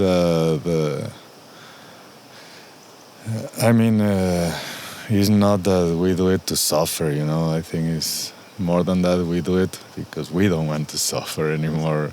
Really to learn how to be in gratitude for the chance that we have to have a roof over our heads, you know, to have access to water, to see everything like a gift of the spirit, you know, the life itself, you know. So... well, it's a vision quest. So the idea is that you are, well, in the Lakotas said, begging or crying for a vision, you know, a vision for my life, you know. I say, well, in the mountain you get inspiration. You get, I remember to be there and okay, I have a lot of ideas that I want to do, you know. Also, well, another of the teachings is patience, you know, that there and understanding that the time is so relative, you know, because you see, well, the sun is not moving, moving, you know? When the night is coming, and at night when the sun is rising again, you know?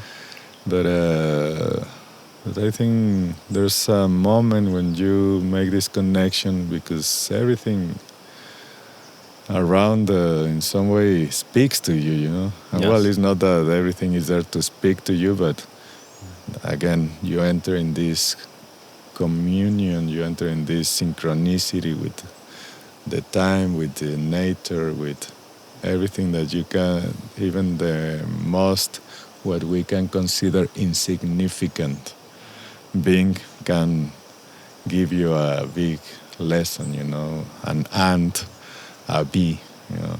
It's not as well if you are one of the lucky ones that the eagle fly over you. Well, it's the eagle, you know. But it's how you expose yourself again to a situation that normally you don't, you know. So we said you cannot do this without trust. And it's in both sides. When you are up in the mountain, and now that in my case, we are holding this ritual, like you say, taking or keeping the fire during this time. This connection that we have is because we keep the fire burning during the time that the people is up in the mountain.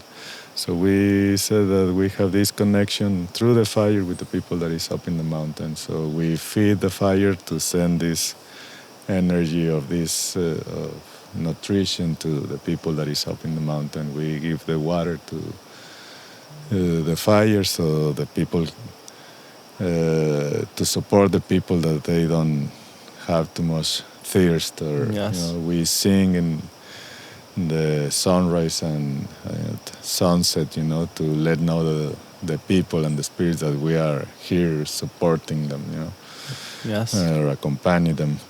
So, and if I can pause you right there, for me, that's what the big difference is between, you know, because some people just say, oh, why not just go out into nature with a backpack and sit there by yourself?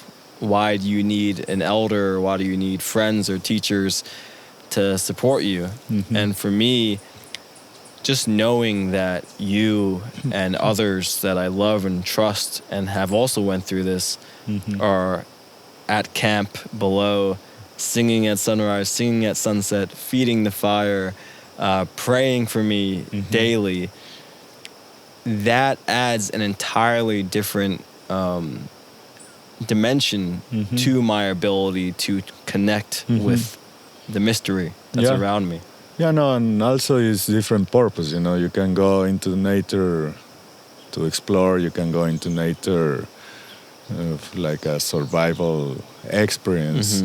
But this is specific spiritual practice. Yes. So everything that we are doing is in that intention that the people can have a good connection. So we are holding a fire, but it's not a campfire. It's a sacred fire that is burning. We do these designs with the coals to call certain spirit or to call certain or specific prayers. Depends how we are feeling, what is going on, what is needed, you know.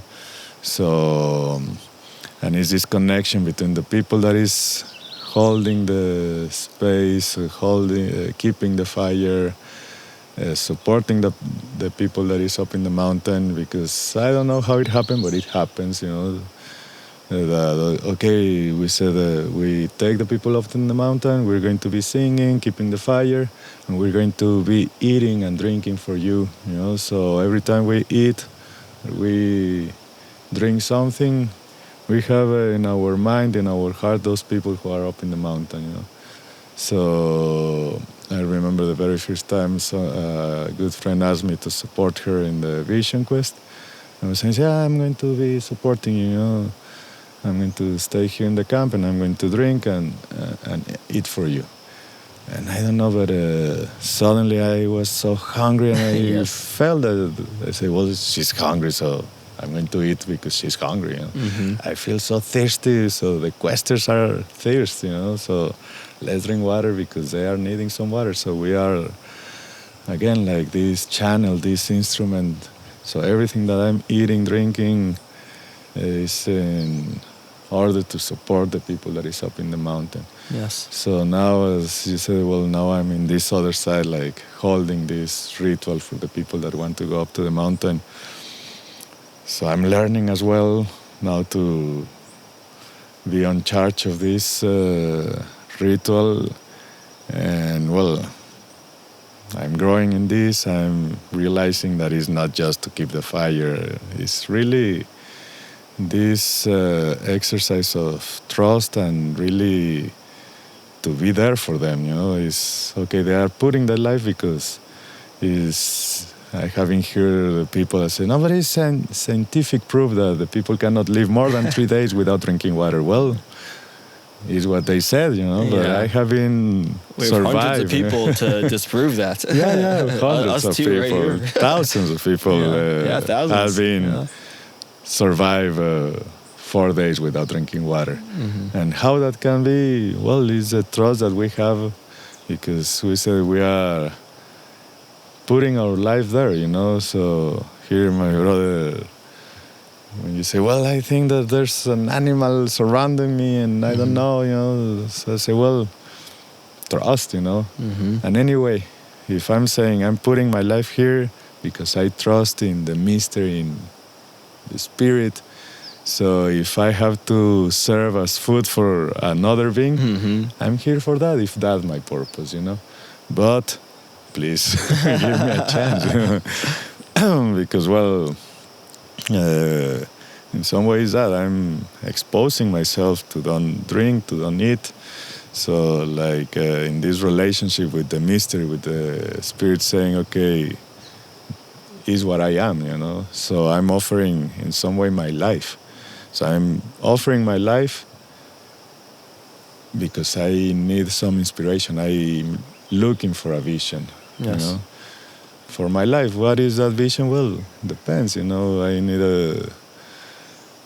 to know what is my purpose of life. I need to know, I need to clarify my mind because I need to take some decisions. I don't know. It depends on each one, you know. Yes. And also, we want that vision be good for the people that go up to the mountain, but that be good for the community as well, you know. So even just if someone comes back and get inspired and say, I have a new song, thank you, you know, it's a song for everyone. Yeah, completely. But, well, just as an example, but, well, I got I think, and I remember since then, I have the vision to be doing what I'm doing now, I know that I have been taking people up to the mountain, and now I'm living this vision, I'm taking the people up to the mountain. And as I told you, it's not something that I was like, wanted to do it because I want to, because I want. Mm-hmm. I knew that I'm going to do it eventually, but also, well, if it's required, if someone asks me, So Yes. people start asking me, well, there's the mountain and it's everything. I want to do the vision quest here, So now I'm also in this process to receive the instructions, the blessings, the trust of my elders to take the people up to the mountain. So we are taking it now, taking the people up to the mountain. So we have like 2 years now. Yeah, 2 years. And yeah, I think it's more than 20 people that we have been taking up to the mountain. Also for me is this process that I always prefer to go step by step, So I'll say this is, in this path, this practice is taking you or leading you to another stage of your growth in this path, So he said, well, the first year you go for 4 days and 4 nights. And he said you are opening the door of humbleness, like in the medicine and in everything. I think the first teaching is to be humble. Mm-hmm. And humble, it doesn't mean that Submissive. submissive. Yeah. Mm-hmm. For me, humbleness is to recognize who I am and where I am standing. What I have been doing, and no more, not less. This is what I carry. This is who I am.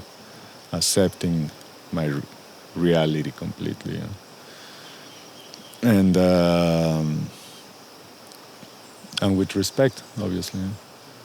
Then the second year is the 7 days and 7 nights. But after the 4th day, the 5th day, we take some support to the people. So we take them a tea of medicine and some fruits so they can continue the next 3 days, And then the 3rd year, the same. After the 4 days and nights, the 5th day, we take them the medicine again, the fruits, and in the 8th day, we take them water, so they can pray with the water and receive also the support of the fruits. But in the 3rd year, also if the person feel it like that, so in the 3rd year, we are opening the 2nd year, we are opening the door of willingness. Yes. Okay, I want to continue this. Why? Because, well, up there you start asking yourself, why I'm doing this, what for? Or I could be in my comfy bed and I'm here in the ground, Yep. and, passing this time without drinking, without eating. So it's a process, So the 2nd year you open this door of willingness. Do I want to continue? Why do I want to continue? So in the 3rd year, you open this door that is sincerity. Yes. When you in some way face yourself, if you really want what you want, whatever. But also in this path, okay, because in the 3rd year, you have the choice to receive the first instrument in this path, that is a chanupa, or a sacred pipe. So it's the first instrument that you can receive to pray with. There is a sacred pipe, or is say that it's the first altar or the first fire that you receive. And from this pipe, you can continue your path, Or you can just say, okay, I'm going to keep just this instrument, just this altar of the pipe. So the pipe gives you access to a different, another 7 altars or rituals or ceremonies. So the 4 years in the 13 days and 13 nights, you're praying or opening the door of the integrity. Yes. So it's okay because you become with the pipe you become a person that prays or recognizing the pipe carrier in this path, I mean, every person is allowed to pray in any way, but in this path, with the pipe, you say, well, I'm carrying this pipe and I'm on service to others, if someone needs a support on some prayer, I can carry this pipe, I can load this pipe and support with my prayers too, So it's not my pipe, I'm carrying this pipe to service. Yes. For others, and for myself as well, obviously. And so in the 4 years, the integrity, so really to walk a spiritual path, you have to be, you said, like, that your actions and your words be in the same line, what is to be honest with yourself, and with others as well. So after you finish this 4 years, if you feel it, if you want it, you can carry the second altar in this path, that is the sweat lodge. But obviously it's a process, so you have 4 years to ask yourself if you really want to carry these responsibilities, 3 years for the pipe, 4 years for the sweat lodge, and then after you can continue and have access to the sun dance, and after 4 years of sun dancing, if you feel it, you can have access to the altar of the medicine. So it's the same, in this part what we learn is patience, So there's no hurry, at least 8 years you can take to learn these ways in order that to serve the medicine, And as I said, is in this particular path, in this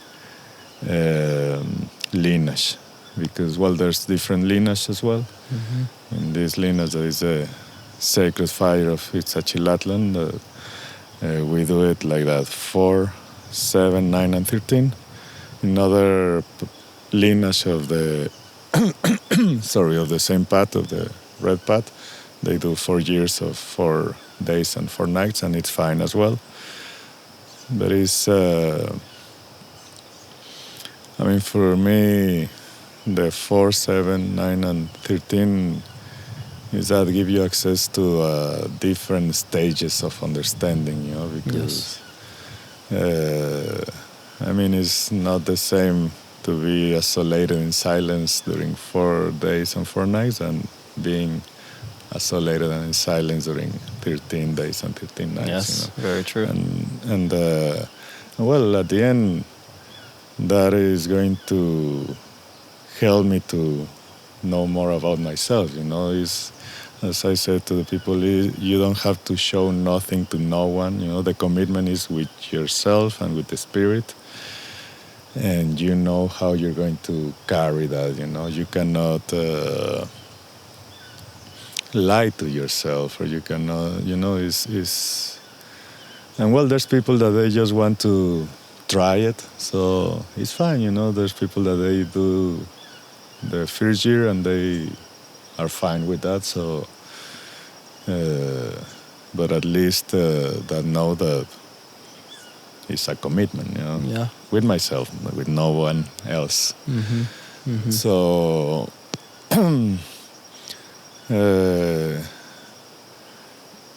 this process of the Vision Quest is for me at least the understanding of have to have good relationship with everything around me, with my surroundings, with the elements, with the water, simple like that, because you are not the same that you used to be before and after you come Yeah. of the mountain. That's right. When you come back, I'm pretty sure that you are going to give thanks for the first cup of water that you received. Like, thank you for this water, and that make a difference in life. Yes, in completely. everything. So a good friend said, if more people do the Vision Quest, this will be a different world. Yes. Because more people will be more aware of this connection, this relationship with water, Yes. Because understanding that water is life, so it's just to have a different understanding and different connection with the water and with life. So that's why we said it's a path. It's not like, and as I said, it's the same is for everyone, but it's not everyone wanted or not everyone is ready. I know people that say, no, I'm never going to do that. Okay, it's fine. Nobody's pushing no one to do this. So now I'm so grateful and so blessed to be able to take people up to the mountain. I'm so grateful that I'm not alone doing this, because it's a great responsibility. And I'm realizing that really we are putting our life. I wake up at night just to sit and pray for the people that is up there, because I don't know, sometimes it's raining, sometimes it's the thunders, lightnings, there's animals up there, so you don't know what can happen, but we trust that everything is in this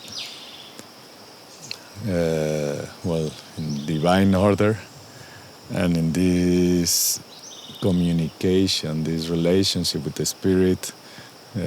So in this ritual we do this ceremony to let know the mystery and all the beings that is here, asking the permission, and that we are going to take these people up to the mountain and please take care of them, Just like, I know, I feel like when a child grow up and then he has to leave a house of their parents, and the parents are like, take care of them, praying for their child, or like a bird when he's leaving the nest, like, okay, your turn, go and fly, and is that we take off the people like, okay, to the universe, take care of my child, because we are exposing our life to whatever can happen up in the mountain, and it seems that maybe nothing happens, but happens a lot, Certainly. Just this time of being there,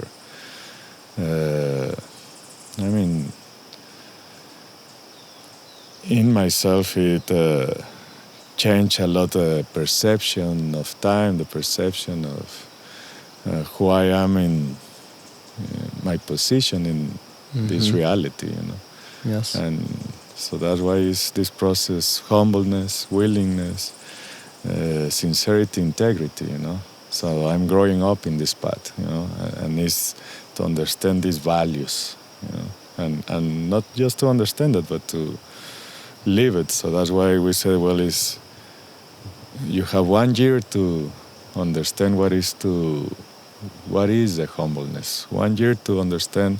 1 year till the next time that you go up to the mountain. But the idea is that you get these values for life, and to keep understanding and putting them in practice as well, Yes. Yeah. Yes.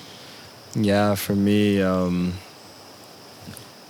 this practice of the 4 consecutive years and the increase in duration, then the 7 and the 9 and the 13. For me, doing my second quest this year, and for having the opportunity to see you and others on the 5th day, and to receive that support, to receive that medicine and those fruits, it also taught me our dependence as human beings on community and family. Not only the water, not only the fruit, but just our dependence on friends and of caretakers. And for me, when I was able to receive that support on the 5th day, it gave me the strength to go even deeper into these things that I'm working on for myself. It gave me the assurance of knowing I have support. I have people who are praying for me, and people who are staying true to their commitment to hold me in this way. And I feel too as if more people, if they were able to meet these traditions or have the courage to go up the mountain, that this reality we're living in would be very different. Because as you said, it really shifts your understanding of your position on this earth and in this universe. And I'm so grateful that this is happening now. I'm glad as well. I'm grateful too. And it's this part, as you mentioned, that because, well, many people and myself also, just to hear the sound of the drum and then the people sing and say, well, I'm not alone. There's people that is there taking care and supporting what I'm doing up here, So in that way, is that I feel part of this community. And the same when we are drumming, singing, is like encouraging, like, thank you for what you are doing up there, you know. So we say that really the questers are our hope, because we know that these people that is in some way awakening to this understanding of being part of this community, this net of understanding, of supporting each other, of being part of the wholeness of people that is standing to take care of water, standing of take care of nature, standing of take care of themselves, is what also my elder says. Well, at least that you understand that you are the responsible of your own life, and you cannot blame others of your own situation, So he said just to take the responsibility of your stupidity to others. With that, you are helping a lot. Thank you for doing that, Yes, So it's, we can talk about it a lot, but the only way to understand it is to being up there, But for me, it's so beautiful how now the people that is up there in the mountain is inspiring others that is down here supporting. Just many people that comes to retreat and knowing that there's people up there, and then we receive them in the sweat lodge, and then they start talking about their experience, so they get inspired and say, next year I want to come and do it. I want to do my vision quest. And I say, well, thank you for that, So more people. So also one by one. And it's, I think that how we can make the change, make the difference, and at least to make a change and a difference in my own life, And with that, if I can inspire someone else, wow, that is a big service I am giving, just inspiring someone. I don't have to do nothing else but to inspire someone. So thanks, thanks for that. So it's and well, for me also that to know that people is trusting their life in the mountain, and that we can take care of their lives here in the fire, in the camp, is, wow, how you say, invaluable? Invaluable, yeah. Yeah, like... it's a gift. It's a gift, yeah. This chance to say how I'm not going to do it, So, because someone did it for me as well, So if someone is trusting on me to take care of fire and while they are up in the mountain, for sure I do it, So, I mean, it's not easy. You haven't seen that it's just to keep the fire 24 hours, 13 days during the whole day, whole night, and feeding and it's work. All the work, chopping wood to keep it, and so the attention, so it's how this attention or this fire is keeping us the attention to the fire and to the people that is up there, So that creates this energy of community. Well, we are doing this. I'm waking early in the morning to go and sing to my questers, to my people that is up there, to my family that is there, to let them know that I'm still here supporting them. Yes. So it's a beautiful relationship, and when we say this, a commitment with myself, so it's the same, I have the commitment to support those who are up there, but because I want it, Yes. Because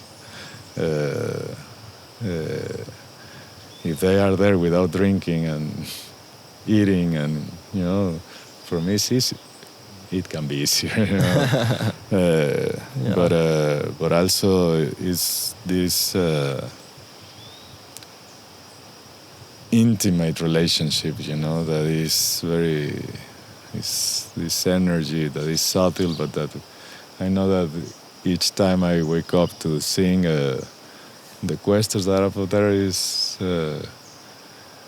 waiting for that, and when they hear the sound of the drum, they feel happy with that. Yes, completely. So that makes me happy as well. Yeah, I can attest to that. And I think, for me, everything you're speaking to about community and letting people know that we are here together, that's the grander scheme of the vision of Hayulima. And it's just so beautiful to be here in this moment and to see the development of this land, of this sanctuary. I was fortunate enough to help bring the first retreats here back in September of 2020. And you had an amazing process of how this land was even birthed and how it came into existence.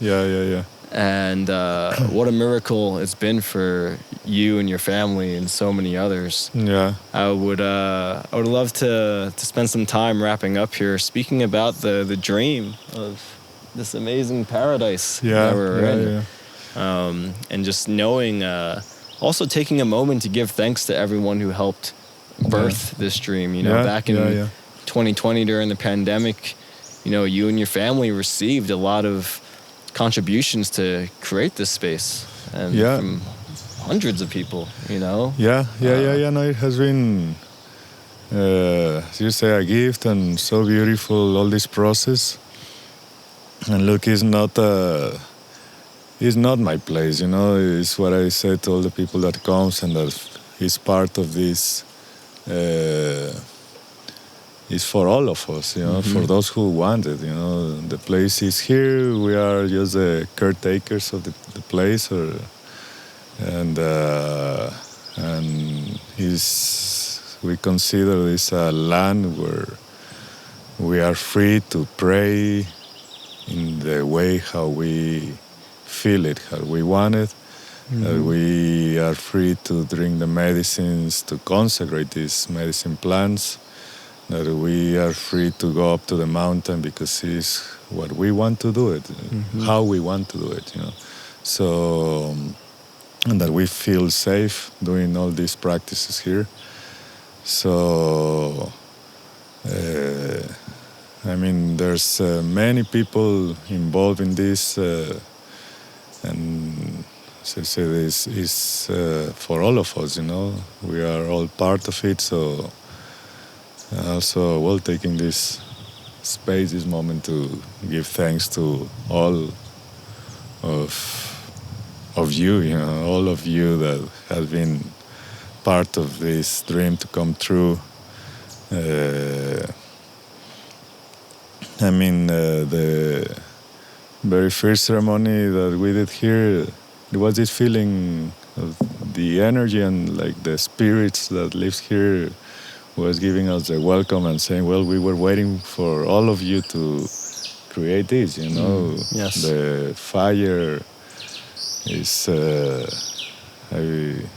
hear the Maloca, we have it like the house of the fire, and it's burning there all this time, and it's spreading this energy, and I feel the ancient Native Americans used to say, like, sending this smoke signals to call the others to come, you know. Yes. And just to let them know we are here, so welcome whenever you want, you know. So obviously it requires a lot of work to do, maintenance and all this, you know, but we are building up this place together, and has been a beautiful adventure, and I have been enjoying each one of the parts and moments, and really, well, the plan is to have this place to receive those who resonate with it, you know, with these ways of the medicine plants, of going up to the mountain. And I don't know, we're going to keep adding more activities, more. I say, well, you have an idea or you have something that can be helpful, bring it, and let's see if we can make it true as well here, you know. Yes. So I said, this. I mean, we are just here to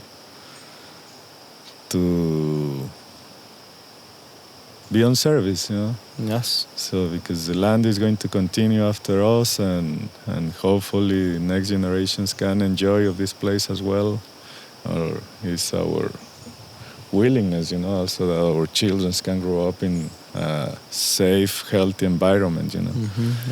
So eventually, well, we are now growing some tomatoes, some pineapples, and some medicine plants, you know. We have planting Ayahuasca vine, chacruna plants, some San Pedros. We want to grow some tobacco. We want to grow vegetables, you know. Yes. But we cannot do it alone, you know. So I'm grateful of all the people that has been come, that is here. Thank you, Andrew. Thank you to everyone that is putting something also to make it true, and at the end,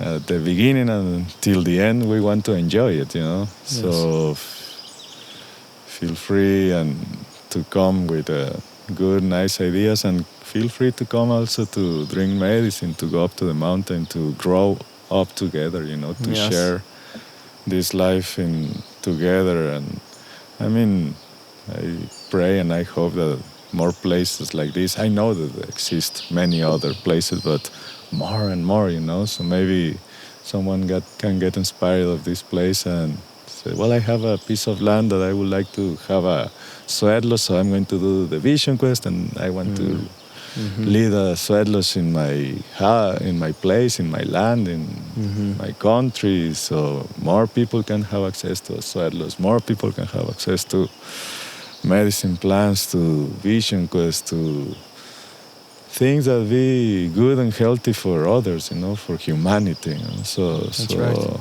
Is that I'm not in any competition with no one. It's not that, you know. We want to be in community with everyone, you know. We want to be really a family, you know. Yes. We are a family, so we want to live like a family. Yeah. So, I love how you always express that this is not a retreat center. This is this is our home. yeah. Or you live here and your family lives here. Yeah. And secondly, this is a spiritual sanctuary. It's a place for people to come and to feel safe, as you said. Yeah, and it's a sanctuary because, well, you see, just here talking you, all this these moment, toucans. the toucans and the hogs and the bunch of birds, and, well, this sanctuary for the amazing plants. So it's a place that we want to keep it. Is long of the planet, you know. It's plenty water here, you know. Is the oxygen here is so, well, the air. Yes. You know, is so pure, and well, it's so nourishing. The place itself is medicine. Yeah, completely. I always say the same to people. Even if you don't drink ayahuasca, even if you don't take San Pedro, just come and receive the medicine of the land, of the nature. Yeah. And, well, the same, we want to have a good relationship with all these plants and all beings here. We want to really to understand how is to live in harmony with nature. It's what we are, you know. So the same, how to be in a good relationship with the tobacco, you know. Yep. How to pray, now that we are talking, how the tobacco can be an instrument to speak kindly, you know, inspired, like the coca leaf as well, you know.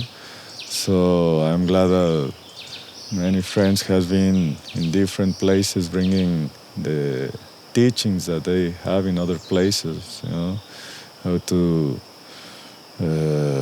use the tobacco, the coca leaves, different plants as well, different practice, meditations, yoga, sound healing. So how we can enrich each other, you know, how we can nourish each other with our experience with, and that's why I feel that is a good place to share, to grow together, to explore together, you know, and to have a good time together, you know, to enjoy together. Yeah, it's a great place to have a great time. I think these you know, these past 2 years of continually coming here and these past 6 months of having the blessed fortune to live here has been some of the funnest times of my life. I think we're laughing and enjoying, you know, 95, 99% of the time. And also we have moments of,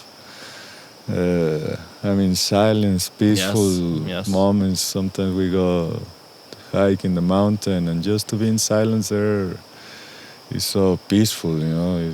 So, for me, it's a gift, and I really so grateful to have this opportunity to be here. So that's why I say, well, more people come to enjoy of this, you know. Yeah. If they feel it, if they want it, you know. Of course. Is that the idea that maybe in a moment during the year you feel that you want to have a break, come and have a break here. And as you said, it's not needed that you have to drink medicine. No, just to enjoy in a hammock, you know. Yeah. Lay down and rest is what a friend was saying. I come here just to sleep because I sleep so good here. Yes. To have a good rest, you know, Yes. to have a break. Yes. But and also to have a good company. So thanks for all that, you know. Of course. Yeah. Of course. And also to go up to the mountain to the Vision Quest, brother. This recent harvesting, I just have seen how the questers come back with this bright in their eyes. With that, they are saying everything, like the gratitude, the joy, the connection that they had, you know. This friend like saying, well, really thank you to have this place, you know. So no, thank you for giving yourself this chance, you know, in your life. Take it more often. Yes. Yeah. Yes. Yeah, I'm incredibly grateful to be thank here. you, brother. Thank you. And I want to close with something that I feel like can benefit me personally, but can benefit others as well. And I think out of all the things that someone can say you, Salvador Villalobos, are, you're a father. Yeah. And you're a great father. And I want to ask you, beyond the medicines, beyond this work that you're engaging in, how it is to be a father and what you've learned from that, and what you are continuing to learn of what it is to be a father to two beautiful daughters, and to care for the next generations, not only your own children, but for the future generations. Yeah, well, for me, well, if I have a blessed life with becoming to a father, just confirm me that I'm blessed, you know, and that is the real understanding what is to give my life to for the life or take care of the life of someone else, you know. So the biggest teachings, the biggest love has given my daughters, you know. And also the same, I said to the children of my friends like Matthias or other friends, my children's is our children's, you know, because it's the children's of humanity, so we want to take care of them. And really I want that my daughters and all children can have a beautiful chances, better chances, you know. I mean, I'm blessed and my parents give me a good life, and I'm so grateful for that. So the same, I want to give them the best that I can give them, you know, and everything that I do is for being good conditions for them, you know. I want to heal myself to don't pass them my own issues, you know. I don't want to traumatize my daughters for my own issues, so I want to be healed for them, you know. I mean, for myself, to them, you know. Yes. So they haven't teach me really that what is to take care of the life of someone else and even my own life, you know. And now also I feel that each one of the questers, when I take them up to the mountain, is my children's as well. Like, take care of yourself there up in the mountain. Yes. And I'm taking care of you from here, sending you the best thoughts, the best prayers, and taking care of this fire and feeding this fire, because I know that you're going to receive this nourishing from here, and I want to be in good conditions, in good health, to be able to continue taking care of my own children's and the people that comes here, I don't want to be a worry for no one, I want to really be healthy to continue being on service of my loved ones, and so for me, my daughters is my how is it, my motivation, my motor, Yes. but make me awake every day to say I'm going to do my best for them, and for me to them, So if someone has been inspiring me, it's my daughters, many people, but my daughters in this moment of my life, So just doing our best to them, my daughters and our children, all the children, Just this, to take care of water, take care of lands, take care of nature, take care of life in general, my own life, Because I don't want that they be worried for me, my dad is sick, he's doing bad, what do we can? No.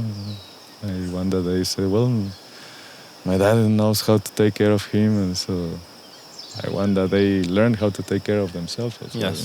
Yes. Yeah. Beautiful. Yeah. Well, thank you, brother. Thank you for all of the care that you give to your family. Thank you. All of us who come here to Hayulima, all of those who you have sat in ceremony with, all of those who you've learned ceremony from. Yeah. And on this platform now, with this sacred tobacco, with these sacred microphones and cameras, giving all my thanks to you for your support in my life, for our friendship, for Thank your you, brotherhood, and for all your love. No, thank you for giving me the chance, and thanks for taking the time also to do this podcast,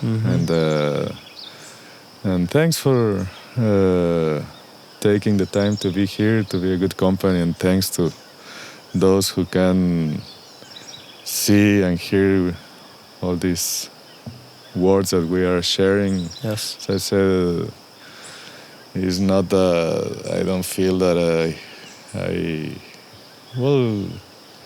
I know that each one of us, we have something to share, so thanks for giving me the chance to share what has been a little bit of my life, my experience. And if in some way it can inspire someone, thanks. Take it, it's yours. It's, and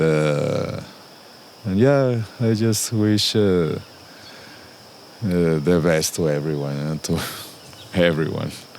And the same for me, as I say, the best prayers that I'm doing to myself, I do it for everyone as well, and really just wanted that we can create a beautiful reality, and really I feel that we are doing something good here, so thanks again to all those who are part of this, You know who you are. That's right. And if you want to be part of this, and anyway, in your own places, do your best, create a good reality for you and your community, your families. That's right. What else we can do, we have so much potential, so don't waste time and energy and stupid things, Just focus in what is vital for us. I don't want to lose hope.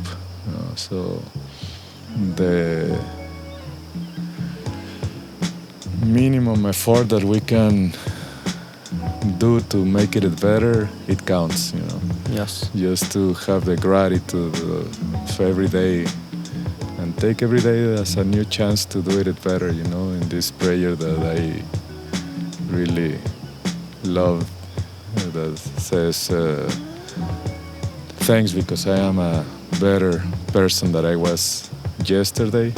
And if we say it and do it every day, that's a lot. Yeah. That's right, brother. Yeah. That's right. Yeah. Thank you so much, Salvador. So thank you, brother. Of course. It's a pleasure always to Always, share. Looking forward to many more mememories and much more time together. Yeah, let's create a good reality. Aho, brother. Aho. Aho. Thank you. Have a good time and see you soon. Thank you all so much for listening to today's episode with Salvador Villalobos. If you enjoyed this podcast and you want to learn more about Hayulima or Salvador, you can visit their website at hayulima.com, and you can also follow them on Instagram at @mihayulima. I really can't recommend this land and this family enough, whether you're seeking just an opportunity to reconnect with nature, to get some quiet, peaceful time to yourself, or you want to go on a really deep plant medicine journey in a very safe and respectful way, Hayulima is the place to go. And if you want to continue to support this podcast, which so many of you have continued to express interest in, please leave a review, please share with friends or family, and please reach out to me and let me know what you're enjoying about this podcast, what kind of other guests you may want to see, and what changes could be made. So I really honor and appreciate everyone's opinions with this platform. I really want to build this program together as a community. And I thank everyone who's been supporting me thus far on this journey. So thank you all. See you next time. Peace.